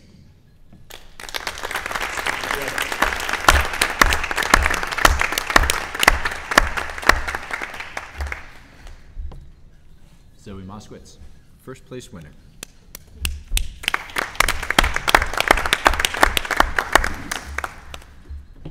Hi, I'm Zoe Moskowitz, and I wrote about Ellen Johnson Sirleaf. Be not afraid to denounce injustice, though you may be outnumbered. Be not afraid to seek peace, even if your voice may be small. These words by Ellen Johnson Sirleaf, the first woman to be elected to lead an African country and the current president of Liberia, exemplify how she has spoken out for peace, equality, and change in a powerful way. In 2011, Sirleaf won the Nobel Peace Prize with two other women for their nonviolent struggle for women's rights to full participation in peace-building work. President Sirleaf is, as Abraham Lincoln was, a strong and influential leader who struggled to help resolve a civil war in her country and has fought all her life for equality. Sirleaf and Lincoln both persisted in reuniting their countries and making important changes to improve the conditions for their people. They led during times of great civil unrest. Lincoln strove to ensure that the Union did not crumble. This is exhibited in his most famous and inspirational speech, the Gettysburg Address. In a similar way, Sirleaf continuously spoke out against the government's corrupt policies that were contributing to Liberia's raging civil war.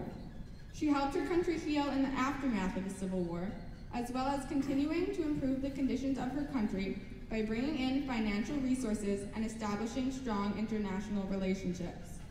Abraham Lincoln and Ellen Johnson Sirleaf were extremely determined leaders and accomplished the nearly impossible job of piecing their broken countries back together. Sirleaf has done an enormous amount to promote freedom and equality in Liberia. Her efforts paid off. On November 23, 2005, after being exiled for speaking out against Liberia's government and being defeated in multiple prior elections, Sirleaf was declared Liberia's 24th president. As with President Abraham Lincoln, who persevered in his struggle to become elected to political office, Sirleaf understood that by securing political power, she could change the direction of her country. During Sirleaf's presidency, the quality of life in Liberia has begun to get better. Education has been improving, equality between women and men has increased, solutions to conflicts among Liberians of differing backgrounds continue to be found, and the government is operating under a democratic system.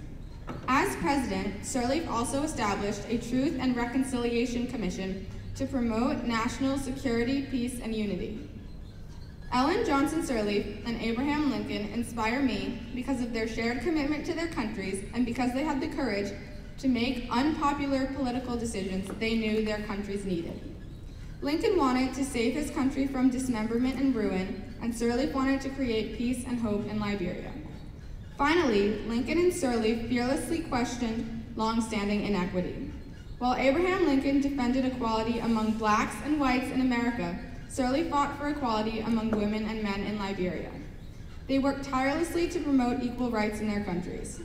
Ellen Johnson Sirleaf is a hero because she has empowered her people and, like Lincoln, has motivated all of us to reach our greatest potential.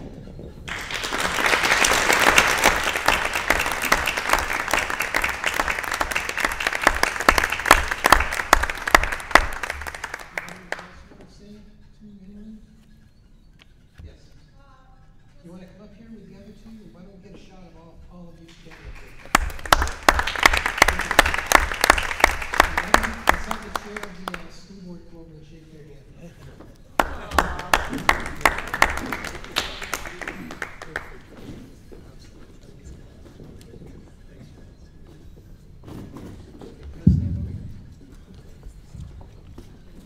So remember, a couple months ago, Commissioner Dodson and I were talking, waiting for the time that we could start to celebrate learning in the schools and move away from discussions of the finance and the like. And I think this is a great time to celebrate really, really good work by our wonderful young students. Congratulations. Thank you.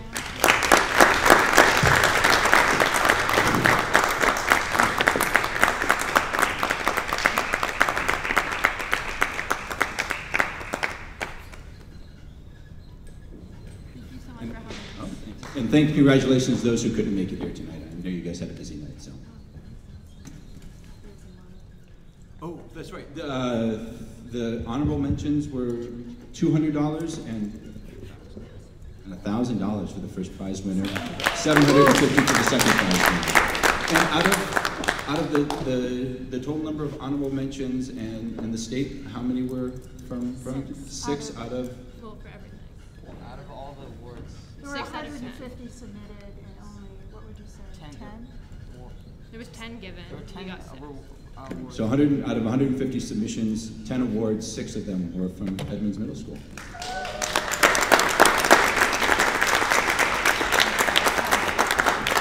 Excuse me, Patrick, may I add one thing? I want to add a hearty congratulations to our winners, but I think it's also quite warranted to congratulate and thank Carol Renza for her guidance of this program.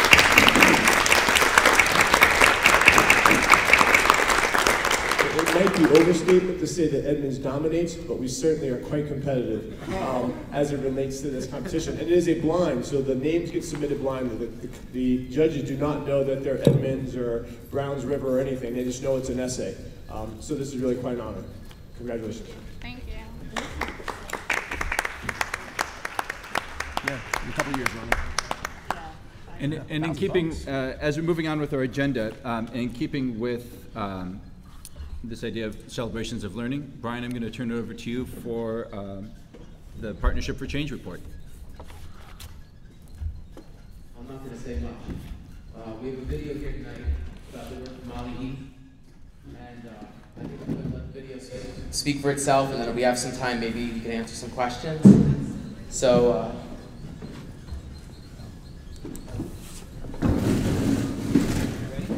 ready. I'm going to sit over here because I can't see where I am.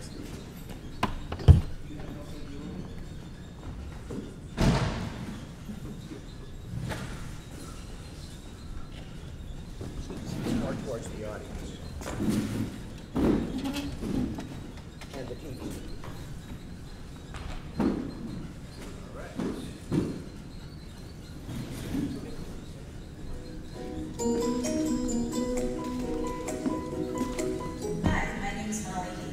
I'm a science teacher at Burlington High School. This year in my chemistry classes, I implemented a proficiency-based learning system for the 4th quarter. This video is going to tell you a little bit about what I did, how I did it, and how it all went. I started this process with research. I read a series of articles from the journal Educational Leadership about grading and how we can improve student learning through the way we grade. To help me develop a system to use in my own classroom for proficiency-based learning, I read this blog post by Amy Dixon, who's a fellow with Partnership for Change. It detailed the system she'd seen put in use in other science classrooms and was really helpful in figuring out how I was going to accomplish my goals. One of my first tasks was to begin writing proficiencies. I had to decide what did I want students to know and be able to do. I tried to write these in really student-friendly language so they could clearly understand what it was that they were trying to achieve. I wrote some proficiencies that were required, all students would need to show that they mastered them, and some that were extension. These were things that I would really love students to be able to know, but I decided weren't absolutely necessary. I posted these proficiencies on the wall of the classroom so students could always look around and know what it was that they were trying to learn. This flowchart shows the cycle of learning in my classroom. We started with a pre-assessment to see what students knew ahead of time about each proficiency. From there, we moved on to instruction and practice of those proficiencies. That part looked pretty much like a normal classroom. What you would do every day, that's what I did. I didn't change much about that piece of my teaching. After that, students took a proficiency quiz. If they scored less than 90%, they had to repeat that cycle and go back to more instruction and practice. If they scored more than 90%, they passed that proficiency. And they could move on to working on an extension, they could tutor other students, they could help find resources. So there were lots of options for students when they already had passed a proficiency. From there, we would repeat that cycle for each proficiency. At the end of a unit, we had a unit test to show long-term retention. Here's one example of a pre-assessment. Notice it gives the proficiency at the top and has clear questions to assess that proficiency. One way students kept track of their progress was with this tracking sheet. When they got back a pre-assessment, they'd record their score. Then they'd write down what practice they completed as we did more instruction, and then when they took a quiz, they'd record their quiz score. If that score wasn't a 90% or above, which was our cutoff for being proficient, then they did more practice and took a retake and recorded what score they got on that. You'll notice they could also record tutoring and extension proficiencies, which if they did these activities, I gave them some extra credit for. To help students be able to work more independently and at their own pace, I created a website of resources. On this website, there were links to pages showing our different proficiencies, so students could again go and look at, okay, what is it that I'm working on? If I need to work on 7B, what does that mean? Oh, I understand how and why covalent bonds form. From there, they could click on that and get to a page with a whole series of resources, with video links, with what textbook pages to look at, with practice sheets, so that they could then practice independently what they needed to work on. In the classroom, I quickly discovered the importance of the answer key. Making sure that there was an answer key for things that students were working on was really helpful. That way, they didn't always have to come to me to check in how they were doing. They could become more independent and really assess their own learning. Once students felt ready, they took a quiz on the proficiency they were working on. This quiz was very much like the pre-assessment in terms of what types of questions it had, so they really did know what they were preparing for. Students took this when they felt ready, so that meant not everyone is taking the same quiz the same day. This allowed students to progress more at their own pace, which I think a lot of them really enjoyed. This did require me to be pretty organized. I had to develop a system for how I was going to keep track of where all those different quizzes and versions of quizzes were, so that if a student came up to me and said, I'd like to do a 7B retake, I could quickly give them one. Once students passed a proficiency, that meant a score of 90% or above on the quiz, they put a sticker on the wall chart for that proficiency. This allowed them and me to really clearly see what they had accomplished and what they still needed to work on. Plus, I think lots of students really enjoyed that satisfaction of putting up a sticker when they finally accomplished a proficiency, especially if it was one they were struggling with. Every couple weeks, we would look at some data to see how we were doing with the goal of having all students meet all proficiency. We also used this time to recognize people who had big improvements. That way, students who were still struggling to meet a proficiency but had improved significantly got recognition for all that hard work they did, even if they weren't yet able to mark off that proficiency as complete. So, what happened when I switched to proficiency-based learning? Well, you can see here my average test scores for both my Blue 1 and Blue 2 classes. In green, you can see the average score between the two classes. Though I don't have large enough groups of students to make a truly statistically significant sample, I still think these results are pretty impressive. Notice that for our proficiency-based unit, that's the last set of bars, test 7, the average test score was a full 10 points higher than any previous average. Notice as well that both the Blue 1 and Blue 2 classes scored about equally well, which wasn't always true in previous tests. I also found it interesting to look at some individual student data. I thought that our proficiency-based system really was very helpful for English language learners as well as struggling learners. This first graph shows the results from a student who is an English language learner, and notice that the proficiency-based test score was a 93, which was 11 points higher than any previous test score the student had. Here are the results from another student who's an English language learner. Notice this student didn't pass many tests during the school year. However, on our proficiency-based unit test, the student got an 88. This final graph shows a student who struggled in chemistry, though the student wasn't an English language learner. On our test for the proficiency-based unit, however, the student got a 99%. So what did I learn through this process? Well, first of all, I learned the value of rapid feedback. I think one of the things that was so successful about this whole system was the idea that students quickly got to find out what they knew and what they didn't know, and got some really rapid feedback to make changes to their learning while they were still learning. It also took a lot of stress off of students. You could see this visible relief when they asked me, well, what happens if I don't pass this test? And my answer was, well, you keep working and you try again. When students talked to me about what they thought about the proficiency-based system, they had interesting things to say. Not everyone loved it, first of all. It's not perfect. Not every student is going to be completely won over by this system. However, they did really start to incorporate that idea of individual responsibility. Some students said things like, it takes longer, but it really makes you learn it. Or, you really have to keep working and be accountable for it, which is exactly what I want my students to do.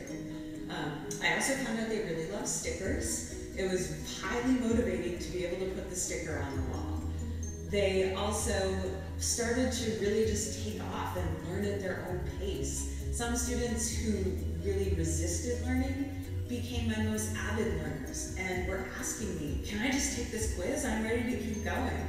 And that was really an exciting transformation. As time went on, I also saw them start to help each other a little more and tutor each other and take advantage of that idea that when you explain something to someone else, you learn it better. But don't take my word for it. Students really are the ones who can tell you what it was like for them. So let's let them have the last word. So tell me what you think about the proficiency-based learning we're doing in chemistry right now.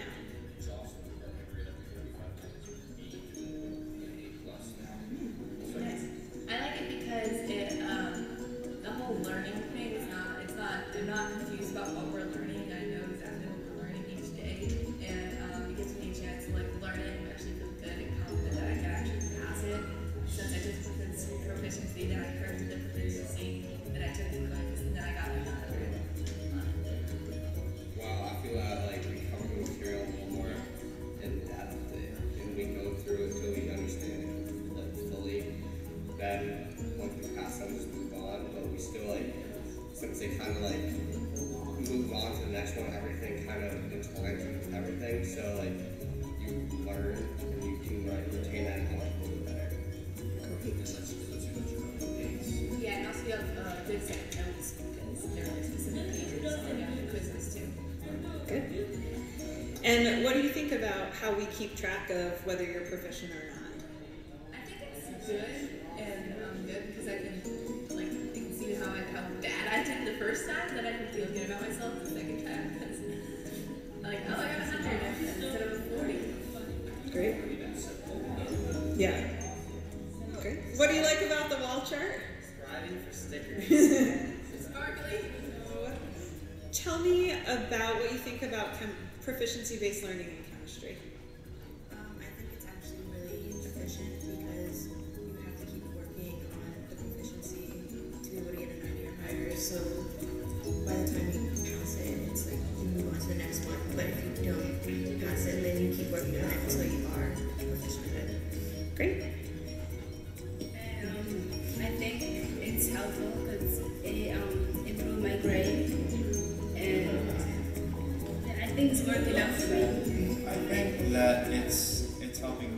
lot, and I think it's helping other students a lot too, because I see all the stickers on the boards that we're using to like measure how many people are successful, and it's full, and no one's falling behind, which is great, because I usually do.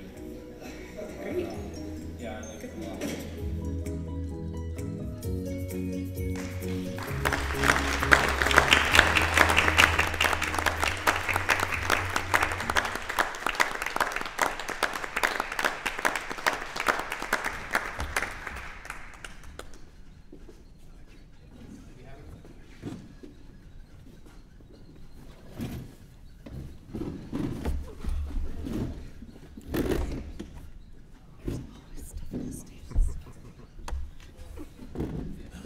Liability.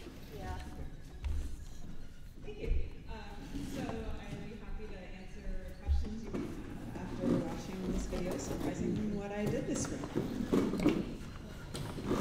Commissioner King, go ahead. Yeah, I just wondered if you could talk about how this kind of relates to, you know, the Khan Academy is so big now, and that essentially is proficiency-based learning too, right? Yeah. Because you're moving on to the next level. Right, yeah, is a great resource as well. So I think it relates in the sense that both allow students a way to be a little more independent with their learning and start to take that responsibility for understanding, oh, this is my job to learn this, and I will work with the resources and methods that work best for me, but in the end, I know I have to meet this certain goal. Yeah, it just seems like that's the way education is moving, but I think what I've heard from the partnership before is that Burlington is sort of ahead of the curve because there aren't a lot of schools in New England doing this right now. Yeah, I think that we are leading the way in terms of working towards a proficiency-based curriculum and system, and I know that I and others in the school next year will be experimenting and trying more ways to implement proficiency-based learning as part of the Teacher Innovative Program. So does it take a lot of extra effort on the part of the teacher, or time, or is it easier, or? Yes, it takes a lot of effort. I think that some of it's just different effort. So preparing, many different versions of assessments, that takes a lot of time to assemble all those resources and have a way for students to be more independent, and that initial setup of defining what proficiencies you'll set and what will be required, what will be extension, that was very time consuming, but well worth it in the end. Commissioner Gray. So the first question that came to my mind when I was watching the video was, when a student is still working towards proficiency, how does that dynamic play out in the classroom with the students who have achieved it? And part of your narrative answered that question in terms of how students work through that, but I'm still interested in, particularly one thing that you mentioned was that students help each other, and that sounds really nice, and I'm just wondering how that dynamic does look in the classroom, and how that felt to you as the teacher to, how do you cultivate that? Yeah, I think that was a really fascinating piece for me to see how that arose. I certainly set that up as a great option for students to access, but it didn't really catch on right away. It was one of those pieces that as they worked more in the system, I think they realized the value of helping someone learn something more, and sort of that grew out of the dynamic we built in terms of all striving towards the same goal of reaching proficiency. So over time, I did see more students offer to help someone out and say, oh no, I totally have that one, let me help you. And it was really exciting to see that peer-to-peer learning, and I think that was really meaningful, and that students sometimes learn better from each other than even from an adult figure. They value sometimes that peer input even more than what I have to say. And I am perfectly happy to let them do that. Commissioner Dustin. Yeah, thanks again, that was a great presentation. I was interested in the narrative you spoke to just the sort of developmental arc and the idea that not all students were won over. And I was wondering if you can share any drawbacks that you know. Every time I've heard this, it's an unmitigated good for students. Are there drawbacks, or is there anything that makes us think it may not be practical, or we may not fully implement this across the curriculum at some point, because although it does these good things, it also has these drawbacks for student learning? So in terms of drawbacks, the pieces that I personally look to improve upon, I wouldn't say they're things that can't be overcome, but that with the particular system I implemented that I'm looking to change and improve on next year is, this was great for skill acquisition and demonstrating key knowledge of a subject, but I didn't feel like students necessarily always went to that next step of being able to apply or really integrate some of that knowledge. So that's one of the major things I'm going to be working on next year, is not only to implement this system throughout the full year, but how to take and, you know, at the end of a unit have a more comprehensive way for students to demonstrate they can apply and integrate what they've learned in sort of the basic skill building work piece. So I don't see any overall disadvantages, but I do think that it's one of those pieces where we're going to have to continue to experiment and grow our practice around proficiency-based learning. So, I mean, I guess for your reality, it'd be next generation science standards or Common Core for others in the school. I'm just curious how this, how the proficiency-based learning weaves itself in and out into these to the new standards that are the reality for teachers K through 12. Well, I think that those standards help guide what proficiencies you write for your class.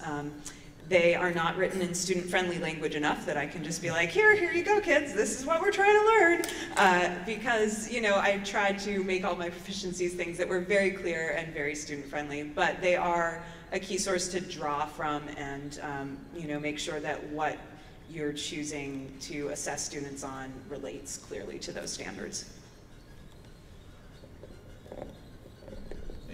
Any further questions? Thank you so much. Thank you. Like, what a nice change of pace.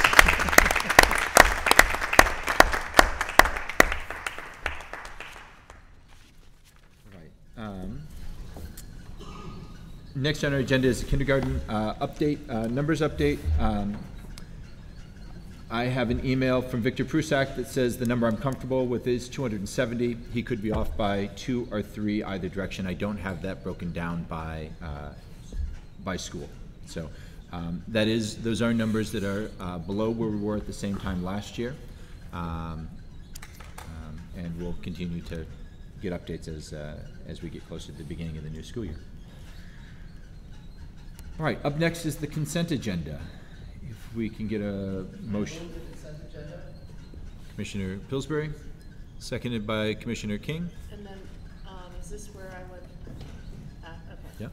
So, is this a motion, or how, is Amendment. it? Amendment, okay. So I'd like to amend the consent agenda to include 2 more hires because they were left off mistakenly.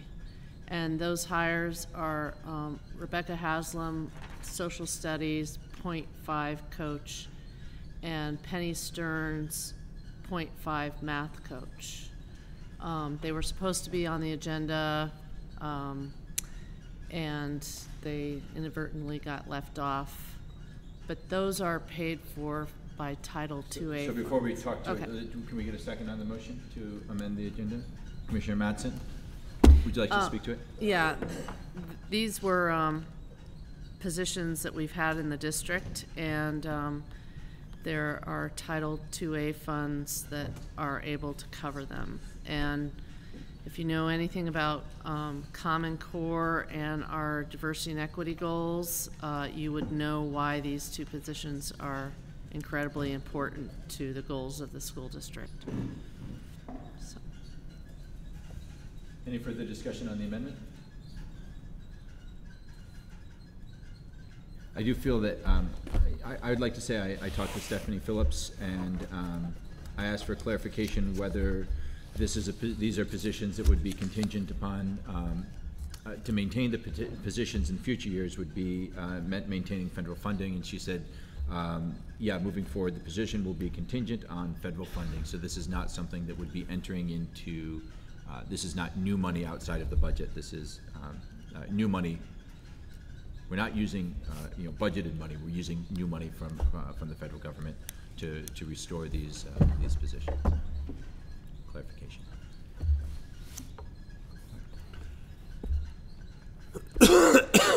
All in favor of the consent agenda, please say aye. Oh, I'm sorry. Yep. I thought we were voting on this. Oh, I'm sorry.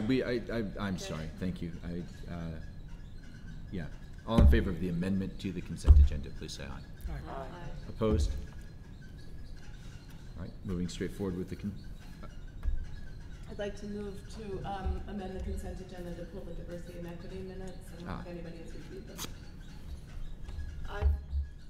I reviewed them, but I asked you to review them, and I take it you haven't been able. I didn't have time. So I'm fine with that. We tried, and I want to thank Linda for taking those minutes. Yes, Sounds. We get a second for yes. All in favor of the amended removing. Opposed? Any further amendments to the consent agenda? All in favor of the consent agenda, please say aye. Aye. Opposed? The agenda passes. The consent agenda passes.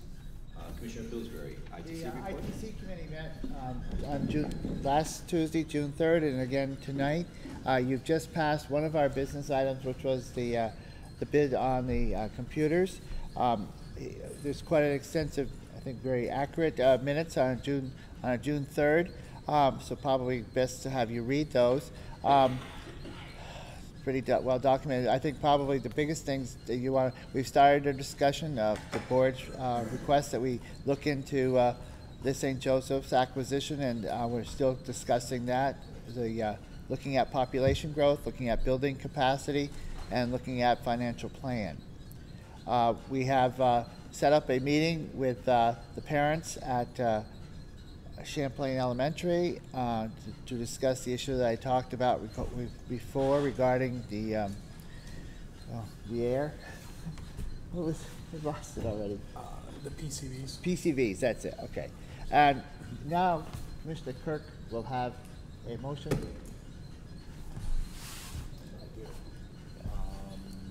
Boy. It's on here somewhere. It's on. It's under. Okay. Just click right here. And it's right there. A motion to award the bid for the Hunt roof to AC Hawthorne in the amount of $1.345 million. And I'll second that. The bid actually came in under our estimated amount, and with contingencies is right on target. AC Hawthorne was able to do parts of the roof after school had started, and by doing that, the savings created, AC Hawthorne is also going to replace the upper windows in the gymnasium with efficient windows and still come in under bid. Any discussion?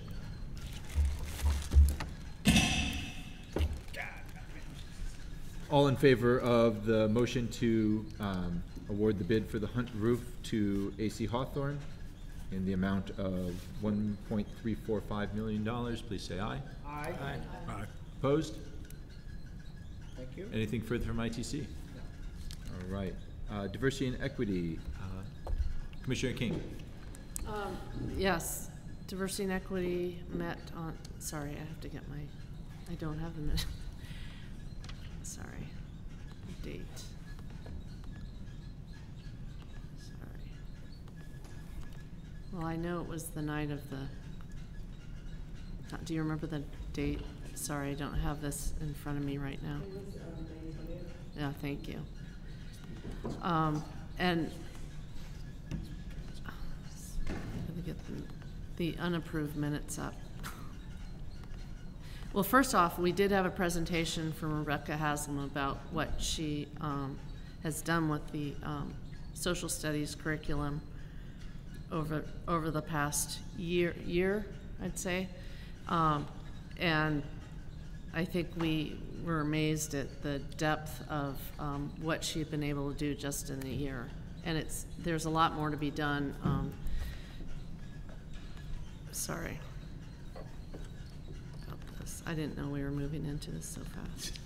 I just need to get the unapproved minutes up so that I have them in front of me.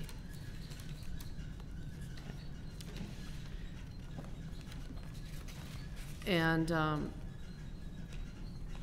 she's developed social studies curriculum that fits with local history and CCSS. What is that? Common Core State Standards. Thank you. Common Core State Standards, literacy standards. And there were 10 teachers that piloted the 4th grade curriculum, and she worked on the 3rd grade curriculum as well with a focus on immigration. Includes cultural walk downtown to 3 different neighbors, focusing on architectural history. And the 4th grade piloted widely at maybe 4 schools, and the 5th grade was piloted at Champlain and IA. Is that about right? Okay.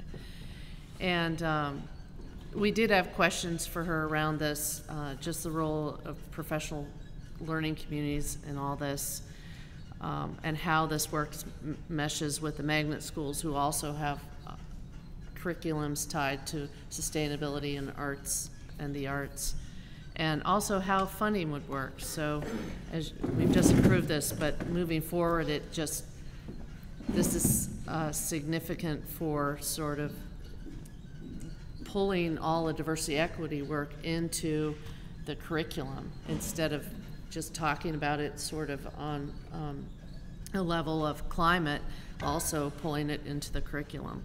And those two sort of could work together. And then we also talked about the equity report card and the climate survey. And I'm wondering if now it might be ideal just to, I can talk, there are 2 more things we have a report on that, that Stephanie was going to put up, I think.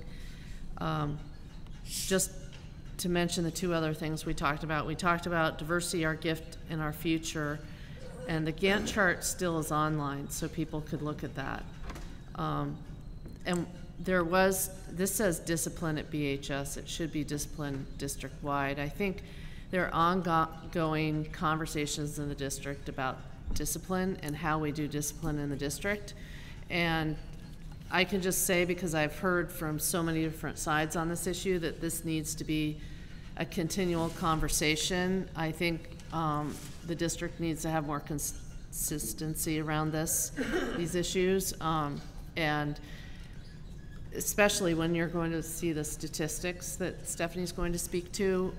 Just there seem to be differing philosophies, and I think that's something that needs to be talked about district-wide. That's I was not there for the bulk of the conversation. Is there anything you 3 would like to add to that?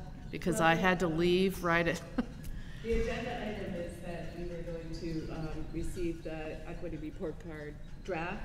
So that is the next piece of this agenda. Right. I was so just Stephanie, talking about the other 2 things and then going, I was talking about the other 2 agenda items and going back to the report, just so that, because that's going to take much longer. Yeah, Okay. but go ahead. Okay.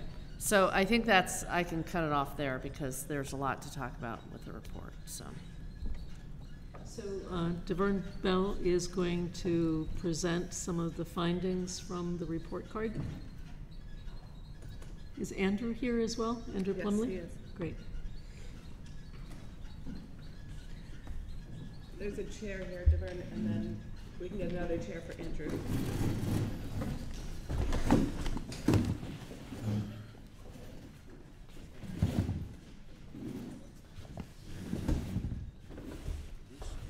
It's not working.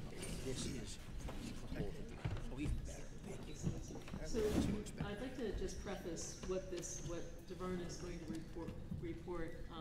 2 years ago, the Diversity and Equity Committee requested that the district produce a report card on achievement gaps in 5 categories. Well, the categories were determined, but the idea is to, consistent with the strategic diversity plan and the district's strategic plan, is to close achievement gaps amongst a variety of groups. So this effort is to collect data that will help us monitor progress in closing those gaps. So it's essentially an accountability tool, if you will. So that was the purpose of it, and the idea is that this report would be produced every year and presented in the spring, and that part of the report would be a climate survey. The climate survey was developed by the advisory committee and DeVerne and Andrew Plumley, and there was some issues with its distribution. So what we agreed in the diversity and equity meeting on May 20th is that the correct version of the survey would be sent out again in the late fall, and we would have that information for next year, but we don't have it for this year. Okay.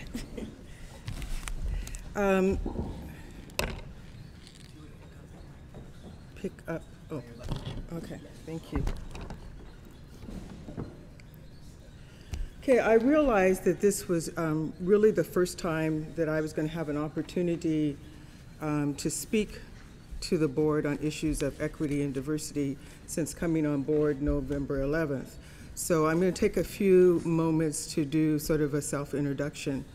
And I'd like to start that with a saying that is very important to me. I have been a continual student of social justice and equity and civil rights probably since the time I was old enough to understand that people saw people differently. So I want to begin by saying to you, namaste. And the definition I like the best is from Gandhi, and it says, I honor the place in you where the entire universe resides. I honor the place in you of light, of love, of truth, of peace. I honor the place in you where if you and I are in that place, then there is only one of us.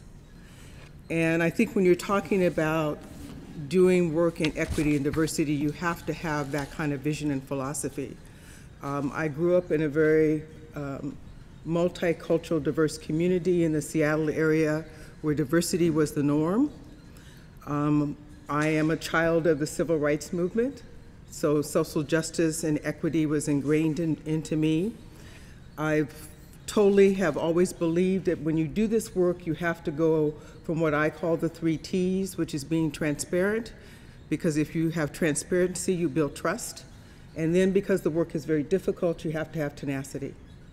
And then there's a 4th T that I think that has to be there, and it's TES, take the extra steps. I came to the Burlington School District because I was very impressed with what I was reading about the amount of diversity and cultural identities here and language identities. And I saw Burlington School District at the forefront of an example for not only districts within the state of Vermont, but districts nationally as to what can be done and what can be accomplished. I was very impressed with the structure that you had put in place in a very short period of time. Most educational systems, particularly K-12, when they look at dealing with work of equity and diversity, they hire one person and expect that person to do it all. Everything from recruitment to professional development to investigating the complaints. So I was really impressed with the structure that you had put in place. Before I move into talking about some of the things in the report, first of all, before I forget, I need to publicly thank Andrew, our AmeriCorps worker, who this would not have been able to be pulled together to the point that it is without him. Okay, Andrew has passed around a folder with some key information in it. I'm going to openly say I am not a statistician. So I'm going to rely on Stephanie to explain the two tables that we've included in the packets for you. I will focus on some of the recommendations and see if you have any questions. I know that this seems very late in a report coming out, and I want to share with you, I really see that as a benefit, not a negative. And the reason I see it as a benefit, because by having the report come out at this particular time, I think it's going to give us the opportunity to, particularly over the summer, work at making a presentation to the schools so that they begin the school year seriously looking at where their gaps are in their individual buildings and attacking it right at the beginning of the school year, rather than mid-year or near the end of the year. Okay.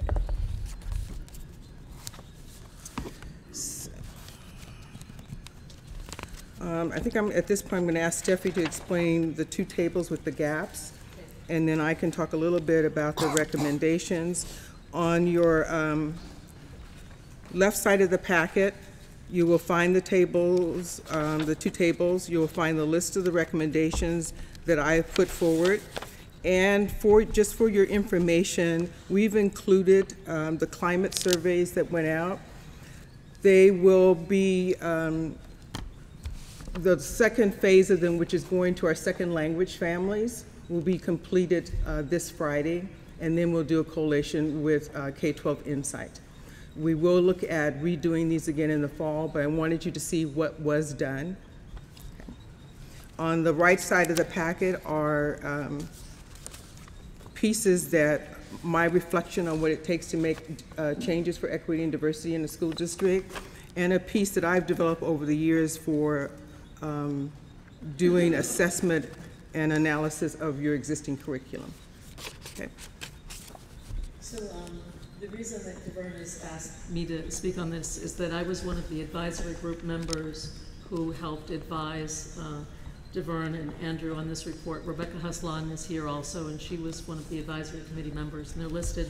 I'm just going to read the mission statement the board adopted, because this is what guides this report. So it's at the beginning of the report, and it says, in the Burlington School District in the next 5 years, we seek to significantly reduce race, ethnicity, class, ability, sex, gender, and sexual orientation as predictors of academic performance, discipline, and co-curricular participation. So this is really to monitor whether, in fact, we are achieving that goal. So if you turn to table 4 and close your eyes, I won't talk through all of these numbers, but let me just say this. So we looked at 5 different categories.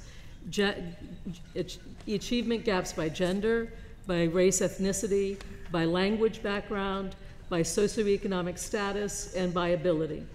And we wanted to identify gaps in 3 major categories.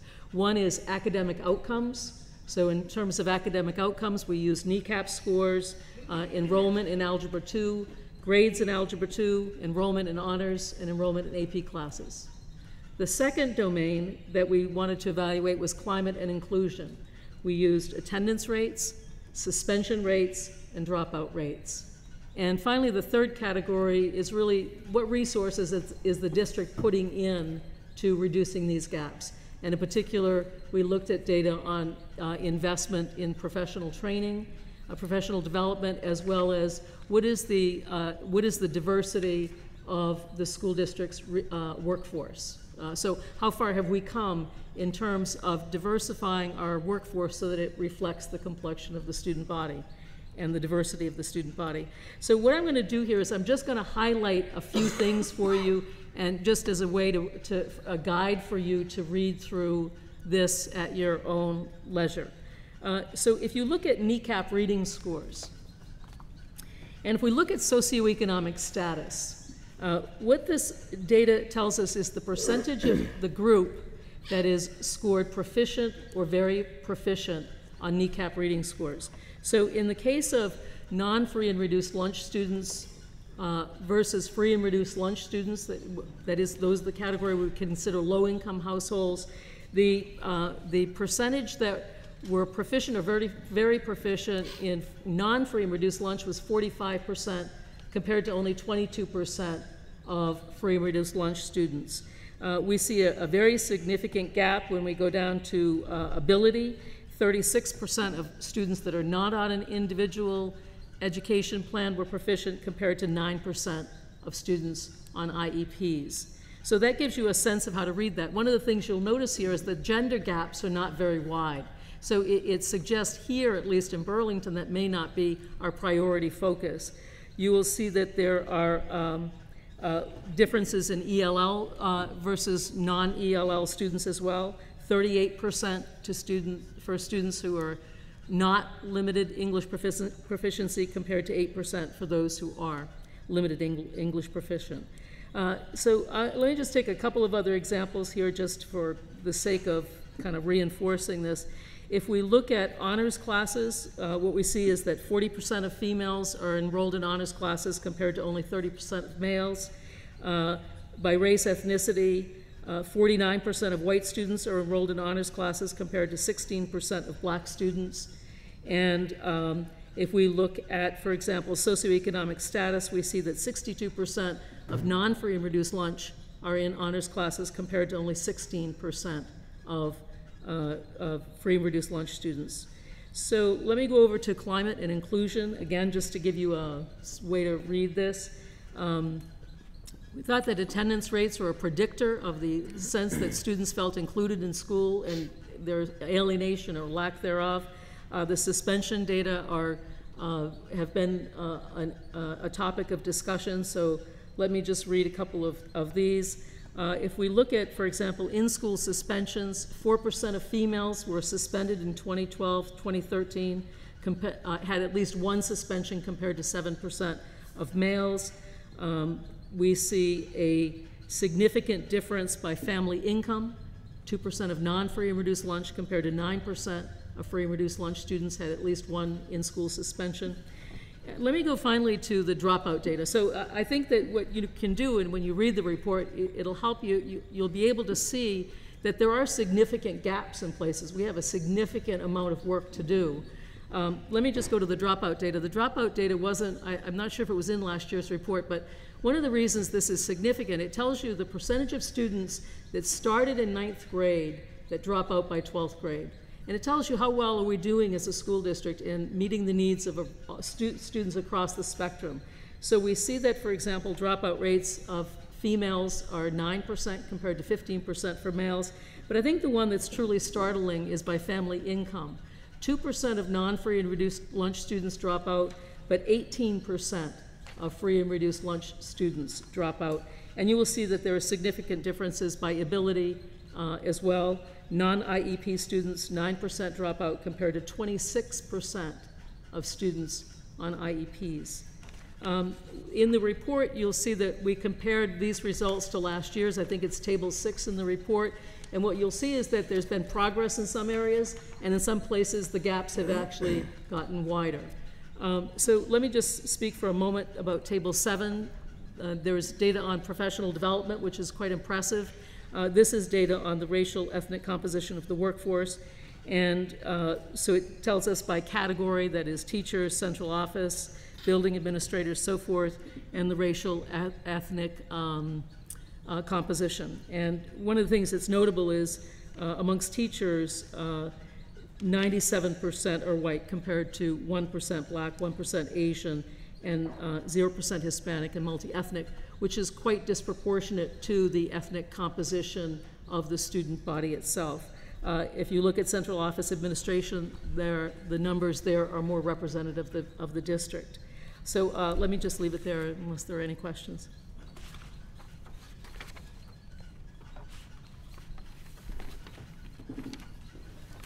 Maybe I just missed this, but the full report is in with the agenda or the minutes for the most recent diversity and equity? It is on board docs for this meeting tonight. Gotcha. Okay, board docs for this meeting. Okay. Commissioner Curry. Dr. Bell, you mentioned being proficient in data and statistics, which I understand how challenging that can be, and I'm just wondering, going forward, you know, how you might see institutionalizing some of the data here, so that as people come and go, you know, or if there's opportunities for professional development or using other people in the district who are more proficient in data and statistical analysis, how we might move forward with, you know, kind of integrating that into the process. When I say stats, I'm not a statistician. Once I've given the information, I know how to make a plan to deal with it. And so some of that goes into the recommendations that I want to point out. You have a list of some of the recommendations. I'm just going to point out some key ones that I think that are real important. When you're doing this work, the very first one that I listed was that I think your Equity and Inclusion Advisory Committee should be a year-round committee, and I realize this is, you know, the second report, so there's not really a lot of history. But when you're looking at this work and looking at the numbers, in my personal opinion and in my professional experience, it is really difficult when you wait till the end of the year or wait till the report comes out. So one of my top recommendations is we look at establishing some type of advisory committee that would meet year-round, maybe quarterly, to look at the numbers. There's one building in particular I had an opportunity to spend some time at, and I really like the way they're doing things, and that's Smith.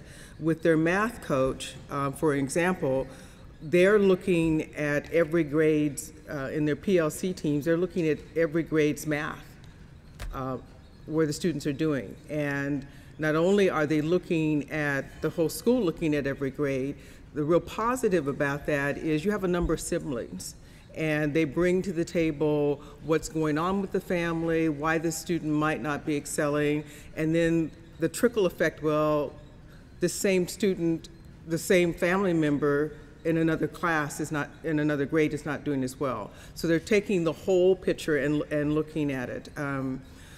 I think we need to look at it more frequently than waiting until looking at the numbers at the end. I think that's where we're going to move towards beginning to make change. Let's see here. Also on my recommendations is an increase in professional development on cultural proficiency. One of the things that I know from my own professional experience, that if you do not have a good understanding of the cultural nuances that happen within other cultures, as far as their learning and different learning styles, you are not going to make a difference in closing the achievement gap, particularly with students who come from different cultures and different languages. So there has to be an increase in professional development in that area.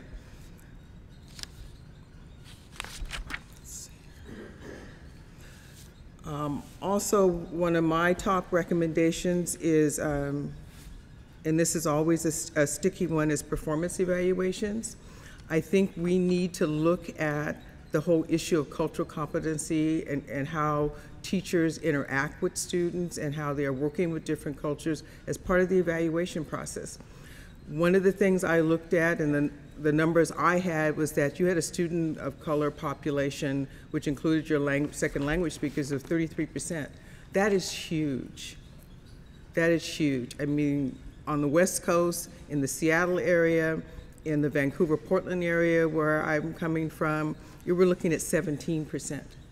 So 33% is huge. You have to have teachers who are culturally competent and who are continually increasing their knowledge base. For me, that professional development does not mean a one-shot deal of doing some training and going to a class. It means you're continually upgrading, just like somebody who is a lawyer is continuing to upgrade. Let's see. One of the things I found missing in the very first report, and I suggested it in one of the Diversity and Equity Committee meetings, was that in the future we look at having some type of qualitative annotated comments from students to get their input as to what's happening. One of the things we do when we do this work, particularly the professionals and the adults, we try to fix it without asking the children what's happening for them. And so that's a real key piece. And for me, that ties to another recommendation I have of student voice. One of the things I asked in coming on board when I did the research on the 2012 unrest at the high school, I asked the question, what piece was done on student voice? What work was done with students to hear their voice, not only to hear their experience, but to bring them into being the part of the process of change. They have to own it. You know, young people nowadays aren't different than young people in my day. They don't like things being done to them. They are more willing to work with you if you invite them in the process, and it becomes part of their ownership. So I'll leave it at that. If any additional questions. Yes. Dr. Bell, can you tell us when the final version of the report will be posted, and are there any plans for some kind of press release or making this public? I mean, the original intention was for this to be a community document, right? Yes, So I wonder if you have plans for that. I'm hoping very shortly and very soon.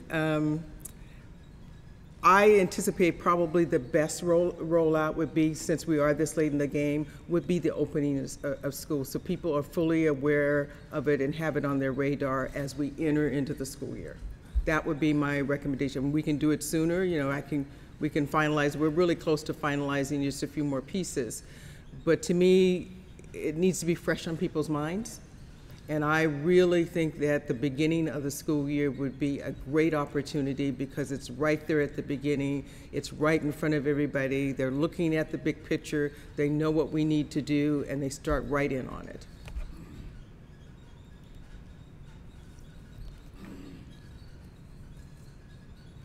Any further questions?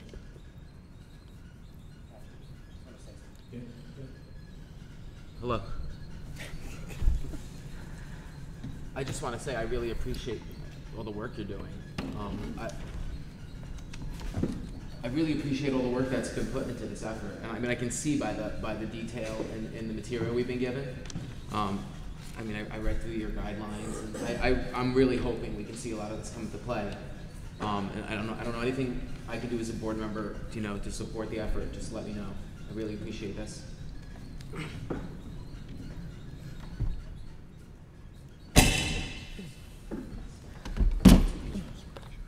A couple other things, I'm looking at my notes here that I wanted to point out that will come out in the report, but I want to put it out there now, is we need to seriously look at the disproportionality in referrals for behavior, in referrals to law enforcement, and a question was brought to me, and I haven't really had a chance to do a lot of research into it.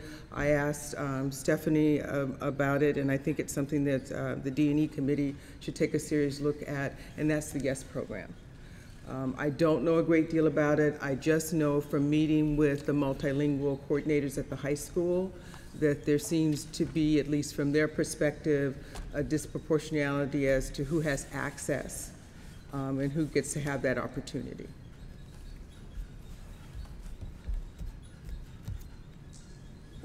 Thank you very much for.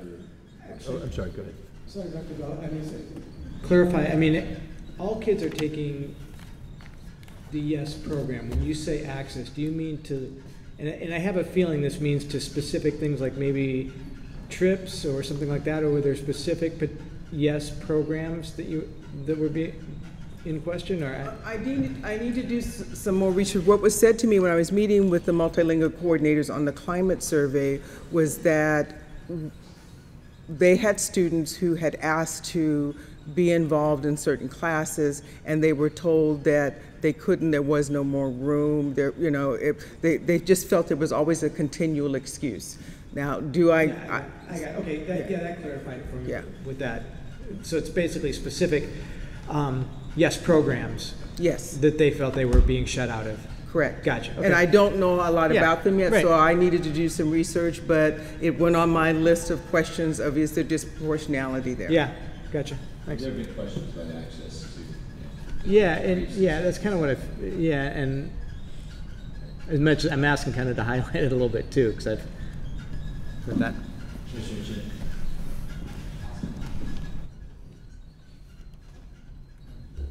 Watch that one. So I had the opportunity to go today and check out the YES presentations, and there was like they were all really interesting, and it was really amazing to be able to see to meet with students in the school setting. But I definitely observed quite a range of disparity between the different presentations I went to. And what's interesting is that I felt like all the teachers meant well and were really cooperative and were awesome. But when students talked to me, I had some students come up to me, and actually when they found out I was a board member, they had the courage to criticize the YES program in front of their teachers. And the teachers were great. They were like nodding, like, talk to him. They didn't try to stop it. And one of them was a student who had some, I would say, an IEP needs based on what I observed. And he was stating, he was getting really in depth about the way that they choose and assign things. And I mean, I didn't take it all in, but obviously he had thought a lot about how it wasn't fair, and he had made this case to me. And his teacher just validated him and was like, it's okay, share how you feel with him, which was awesome, because I could see, someone feeling defensive if in the presentation the student's criticizing things versus telling the board member how awesome everything is. And I was in another one, where there was obviously like a disconnection between what the intention of it was and what the students were interested in, and the teacher made an effort to modify what they were doing to accommodate the students, but even so, I could see how cultural differences were a barrier. And I felt like the teacher, despite their best intentions, didn't, and even what they said to me, like in the moment I just listened, but I was thinking, if only this teacher had a little bit extra training, maybe this would have been a better experience for everyone. And I don't know, this is the kind of stuff we could talk about in our committee meetings, but I just want to say that it's the first time I went and I noticed this stuff. And not only did I notice it, but students actually felt comfortable saying something to me about it. And so I feel like obligated to follow through on some of that stuff as we move forward. But I don't want to take away from the good stuff that happens either. I mean, there was one, I just want to be specific. There was one presentation that involved theater that was it was about theater of the oppressed, and it was like, really awesome about bringing these kind of issues forward and into dialogue. So I really saw a wide range and felt like everyone had the best intentions and just maybe needed more professional development, or more training, or more coaching, and maybe even more comfort coming forward and asking for that, instead of winging it. So I don't know, I just liked us to support, people in the efforts to make things more equitable. That's all. I just wanted to kind of share what I saw because it fit with what you said. Thanks. Commissioner King. I assume part of you'll be asking this, but what I would want to know is whether there's ever been a scholarship program built up so that kids have access, that everyone has the potential to go on a trip, for example. I mean, I know over the years foreign language clubs, and most school districts, have trips abroad, but not every kid is participating in that. And yet the YES program is part of their curriculum. So I'm hoping that there's been an effort to, have scholarships for kids who want to travel, because some kids end up on site, but other kids probably exclude themselves from certain classes because they don't have $1,200 to go on a Grand Canyon trip or something.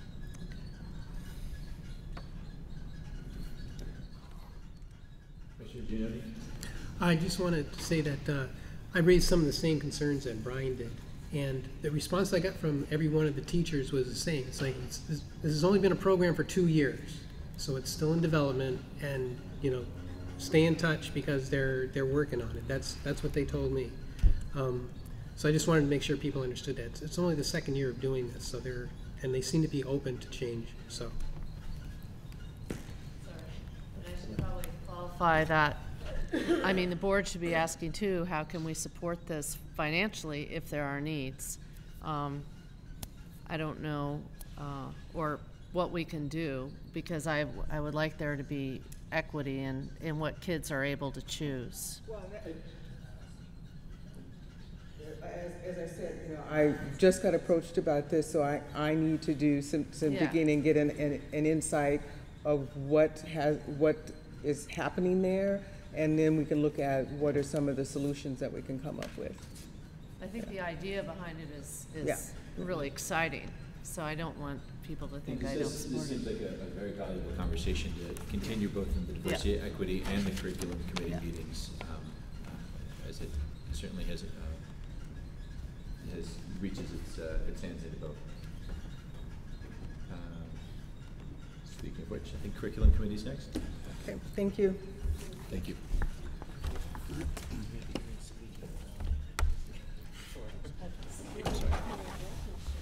I'm sorry. Good. I hope people don't mind us take a quick minute to notice that Henry's here to congratulate him on his graduation. Henry!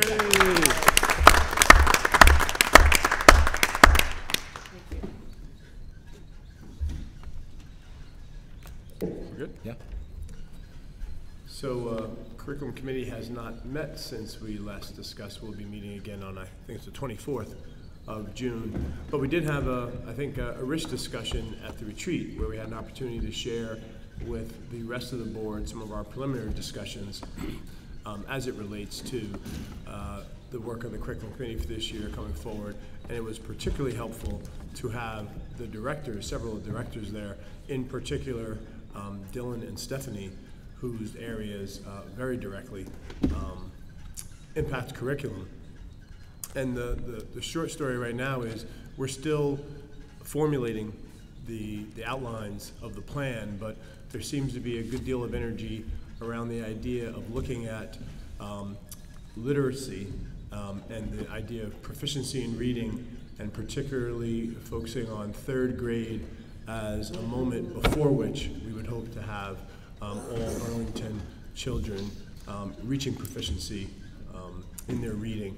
And that's based on voluminous research that points to the value of supporting students in reaching that, because I think the little adage is at a certain point you learn to read, and then through the curriculum and the pacing in school, then you need to read to learn. And many people will point to third grade as that cutoff place where you want to really try to have a hard stop by there. So there's a lot more to discuss. There are other, we had a nice conversation about multi-tiered support systems, response to intervention, other things that are connected to the process about how you might go about this. So we're talking about all that. We welcome any more input about that, and we'll be continuing to give updates as we firm up those plans. Anybody else from the committee have something they'd like to add?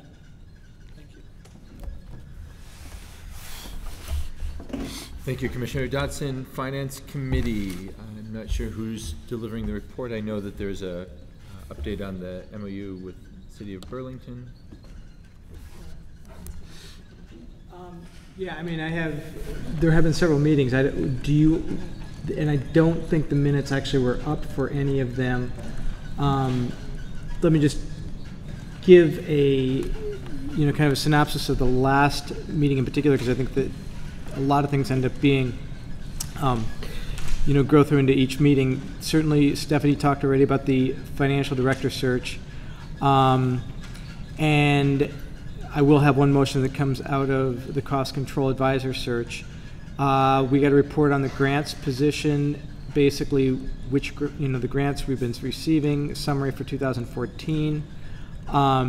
There was a discussion on the audit, and in that case we hired, and the name is escaping me, R.H. Smith. Thank you. R.H. Smith was the decision for the audit, and that had been delegated to the Finance Committee. Additionally, there was a report on the fiscal 14 deficit, financial report, and again, that still was looking about as it had prior, which was the annual deficit of still in the neighborhood of $2.5 million, according to the information presented by David. And I mean, I was just actually taking a look, and then we did actually adjourn early before we finished with all of our items. But I do want to make a motion. I do actually have two motions I need to make. One of them actually came out of the meeting, and one of them I would like to make and then speak to if possible. But Stephanie, do you want to say something before I make a motion? Just one other piece of information is that the the school district or the board is requested the city to finance a promissory note for $2.5 million, and there was a meeting of the Board of Finance last night, and it was decided that the board needed additional information regarding our searches for a financial director and for an interim superintendent, and there was some discussion about the interest rate. We had requested a 0.5% interest rate, and there was some question about whether it ought to be higher or not. So that meeting is going to be held next week to determine whether they will agree to the promissory note for the deficit. And, you know, the alternative, I think there is alternatives that David has looked into, because instead of staying in the cash pool and then having the city do an accounting promissory note, we could be going with, you know, a banking contract in which we might get it, actually be able to get an advantage if the city says they cannot do that rate. We could take advantage of the fact that we do on balance have a positive balance, which actually would offset whatever rate would come from a bank. You know, and I think that those were, when I read the paper this morning, were things that had not been accounted for by the city. And, you know, in fact, I think discussions with the mayor's office, we'd been kind of led in that direction to ask for that. Another question I have, because I wasn't there last night, did anybody ask about what other departments, what their promissory notes are looking like? Because there must be other promissory notes, in particular for BT, and I would think perhaps the airport and things like that. And if they're going to this path, I would be curious to know what the other notes are looking like. So I can speak to that a little bit, and that was one of the issues that did come up last night, is that for BT, BED, and I don't know about the airport as well, the interest rate at least has been closer to 2%. That's been consistent. However, those are, they have revenue funds. You know, BT has revenue that comes in that's different than the revenue that comes in, or BED has revenue that comes in, and so we're in a little different situation. And I think the way that it was framed in front of the Board of Finance was that, you know, if we paid 2%, all we're doing is taking 2% of whatever that loan amount is out of. It all comes from taxpayer money. You know, it's just kind of moving taxpayer money around, as opposed to using for, you know, BED. It's consumer money. It's not taxpayer money, and that is a difference. So. Okay. Yep. Okay. Appreciate it. Yeah, because that was good. Because that was some questions I had. And the motion that I would like to make is for the board to authorize the finance committee to hire the cost control consultant.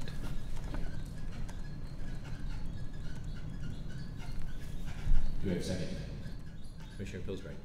And then I'll quickly speak to this. Stephanie had sort of did speak a bit to it already when she was talking to the interim finance director hire, and this is this is much more of a very short-term piece of work where, to get some additional guidance, and I think it's part of, it's in effect a three-step process which eventually leads to a full-time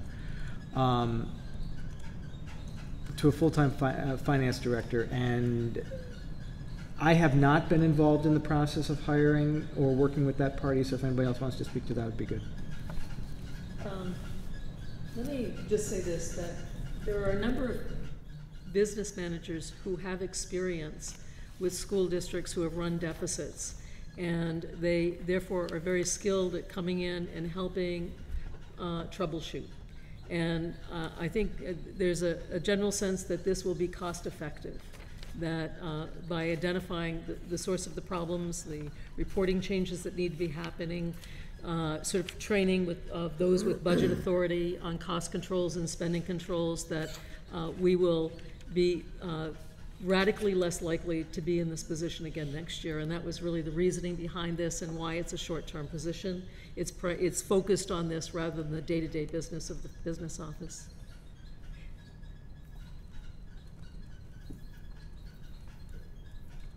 Any further discussion?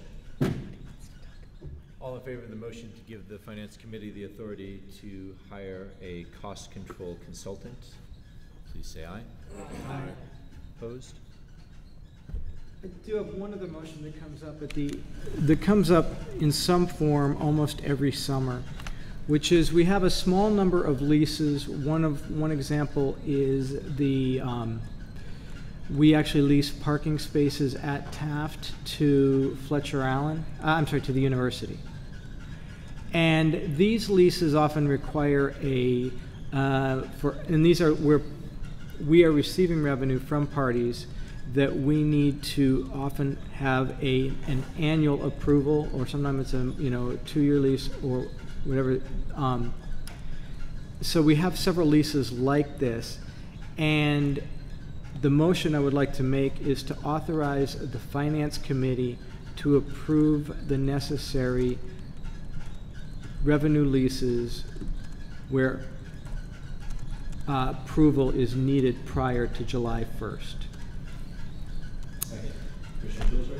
Again, as I quickly spoke to it, there's a small number, it's usually 2 or 3, but it is something that often comes up because we don't have the meeting times between, and sometimes there hasn't even been a July meeting for the full board, so that the Finance Committee has often taken on this, and I think I already gave one example. And the number is like 3 or 4, I just don't have them in front of me, but I was reminded that we do need to do this. Any further discussion? All in favor? Aye. Opposed? That's it that I have, unless Stephanie, you, Scott, anyone else had anything? Okay. All right. Policy advocacy, Commissioner Curry, did you want to bring forward the policy? So, at the first policy advocacy committee meeting of the board, we had a discussion about the student board representatives, and I'd actually like to ask Henry if he'd like to speak to this, since this is was his initiative. Hello? Yes? Okay. So this was a policy that I brought to the Policy and Advocacy Committee. Essentially, it just sets in kind of like officially what has been going on for quite a number of years here on the school board. There's no major change to really anything what's currently happening.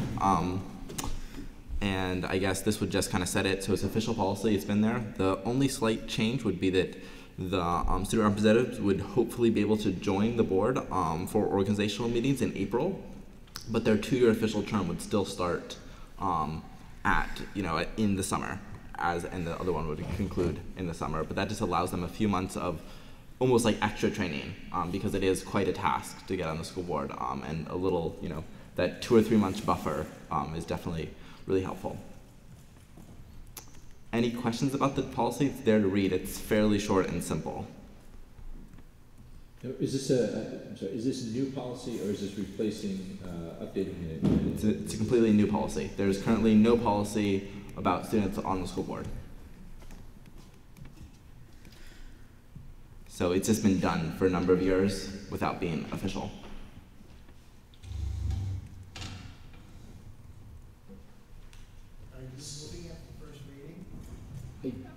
He can't move back. That would be a question for Liz.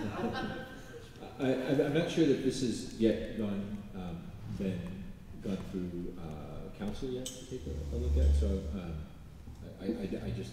Do you know if council's looked at this yet? No, I can't remember. I think It has. Yeah. Jeannie says it has gone through council. And I just want to point out that we talked about the application process that currently exists, and there was still some discussion about how it doesn't seem to be working, but in the absence of an alternative, we put it in there. But I just want to say that if people have ideas about other ways for students to get on the board, this is an opportunity after we adopt the first reading to send feedback to the policy committee. So that would be helpful, actually. People do have ideas. The current way it's done, I'll just talk about real quick, is that students apply through an application. It's a short application, 5 questions, through Ms. Mellencamp. Ms. Mellencamp does make the decision about the students with the superintendent. It is done but as we see this year, it's been having trouble getting actually people to apply for it. I think, you know, there's not an amazing job of getting out there, but there's a fairly, you know, there's a mediocre job done of, I think at least most students are aware of it. Whether or not they're aware of that they should be applying is another question, but there's definitely announcements sent out, emails sent out to parents, put on the website. So it's definitely there, but thoughts about how we could improve the process so more people apply would definitely be appreciated. Go ahead.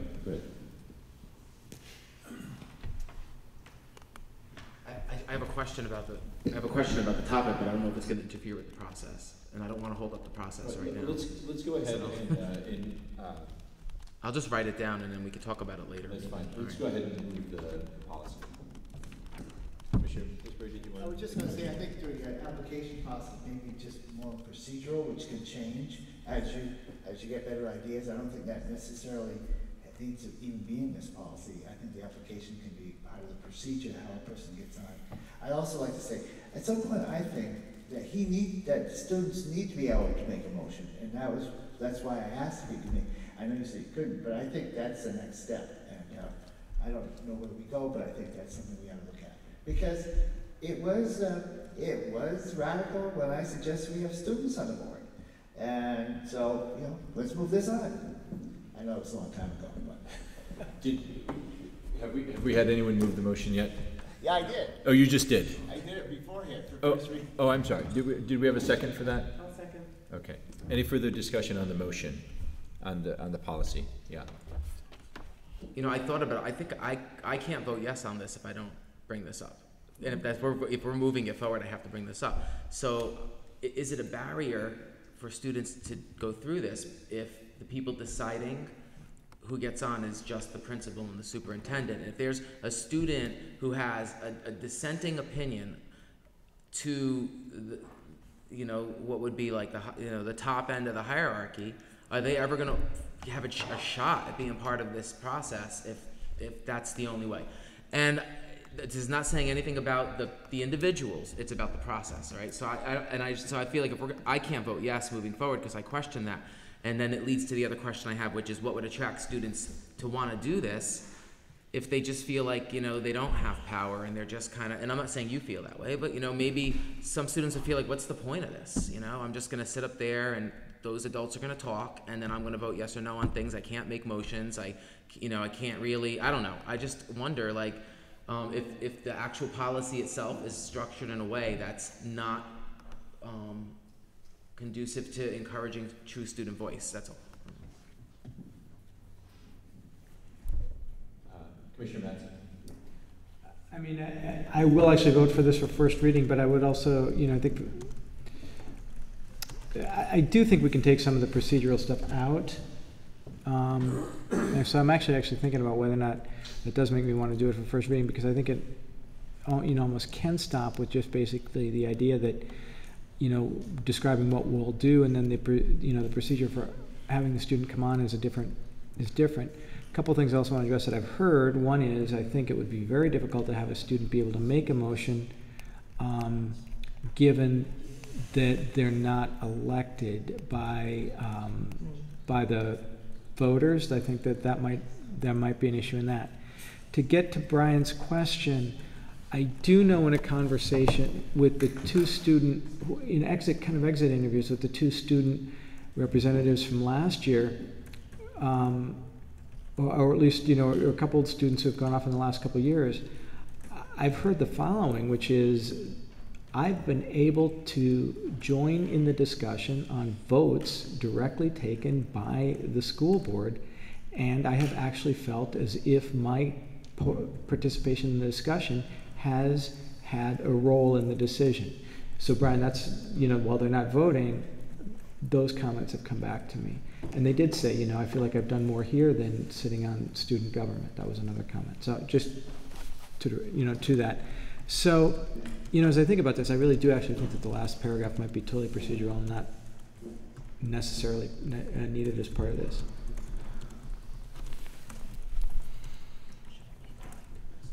Any further discussion? favor of the motion to first reading of the student policy on student representation on the school board, please say aye. I'm sorry. Can I ask a quick question? Yeah, I'm sorry. If it does go to first reading, it can still be amended by the policy and obviously committee? Yes. Okay, so this stuff, we could change the application process and move forward to a second reading. You could separate policy and procedure at that point too. Right. So all in favor of moving first reading of the policy, please say aye. Aye. Aye. Opposed?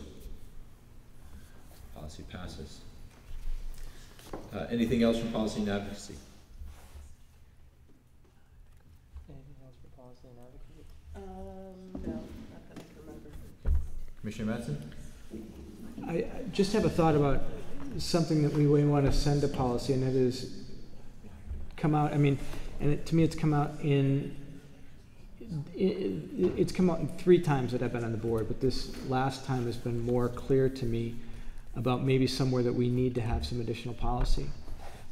The board absolutely has a responsibility to be a final approval on the hires that come to us on the consent agenda. It is a role that we have. It's something we should not step away from, and we haven't. That being said, we've only, in my tenure on the board, 3 times have we actually really fully pulled off items for long discussion. And I almost feel like it might be worthy of us having a policy to describe, or a policy of how we would approach that if we're executing on that, or maybe a procedure or something. I feel that I feel that if we had more clarity about exactly how we would do it every time, and we followed through on, on a policy, I think we might be better served in some of these cases, and I think it's something that we could take some learning from here. And so I would kind of offer it back to policy committee to think about. So I think it's a great discussion to have. I would I think I'd ask Nikki Fuller to speak to us on that. I had a conversation with her where she read the state statute, and it specifically said that it was almost like the board actually doesn't do anything if it's on consent agenda. The only proactive action the board takes is to decline a hire, but otherwise everything is literally by consent. So we are following state statute. Right. I guess the question is, do we need a policy to say we're following state statute? And I don't know the answer to that. I think it would, when I talk to Nikki about that. Can I have a clarification? I think that I heard you say, Commissioner Mattson, that maybe we need to have, maybe it's not even a policy, maybe it's a procedure that's set up in a situation when we do remove something from a consent agenda, so that we would, there would be a specific, I don't know, I'm going to use the word procedure that we would be following anytime that's removed. I don't know what you... Yeah, I think that kind of clarifies it, because we have hiring processes that have been built up by our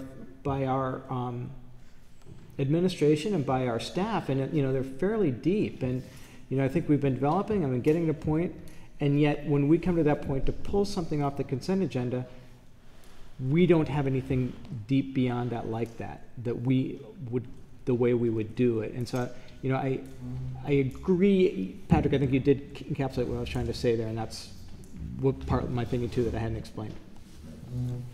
Thank you for your very, very well discussion.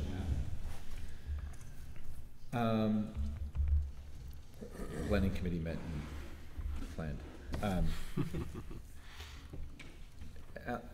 Commissioner Mattson, I'm going to defer to you. Executive session for negotiations. We're not. I'm correct that we do not need to have an executive session for that at this point. I don't think so. I think that there will probably be a discussion of finance committee tomorrow night, but I don't think it's anything that the board needs to be thinking about immediately. Then I would entertain a motion to adjourn. Commissioner Pillsbury, Commissioner Kirk, all in favor of adjournment? Aye.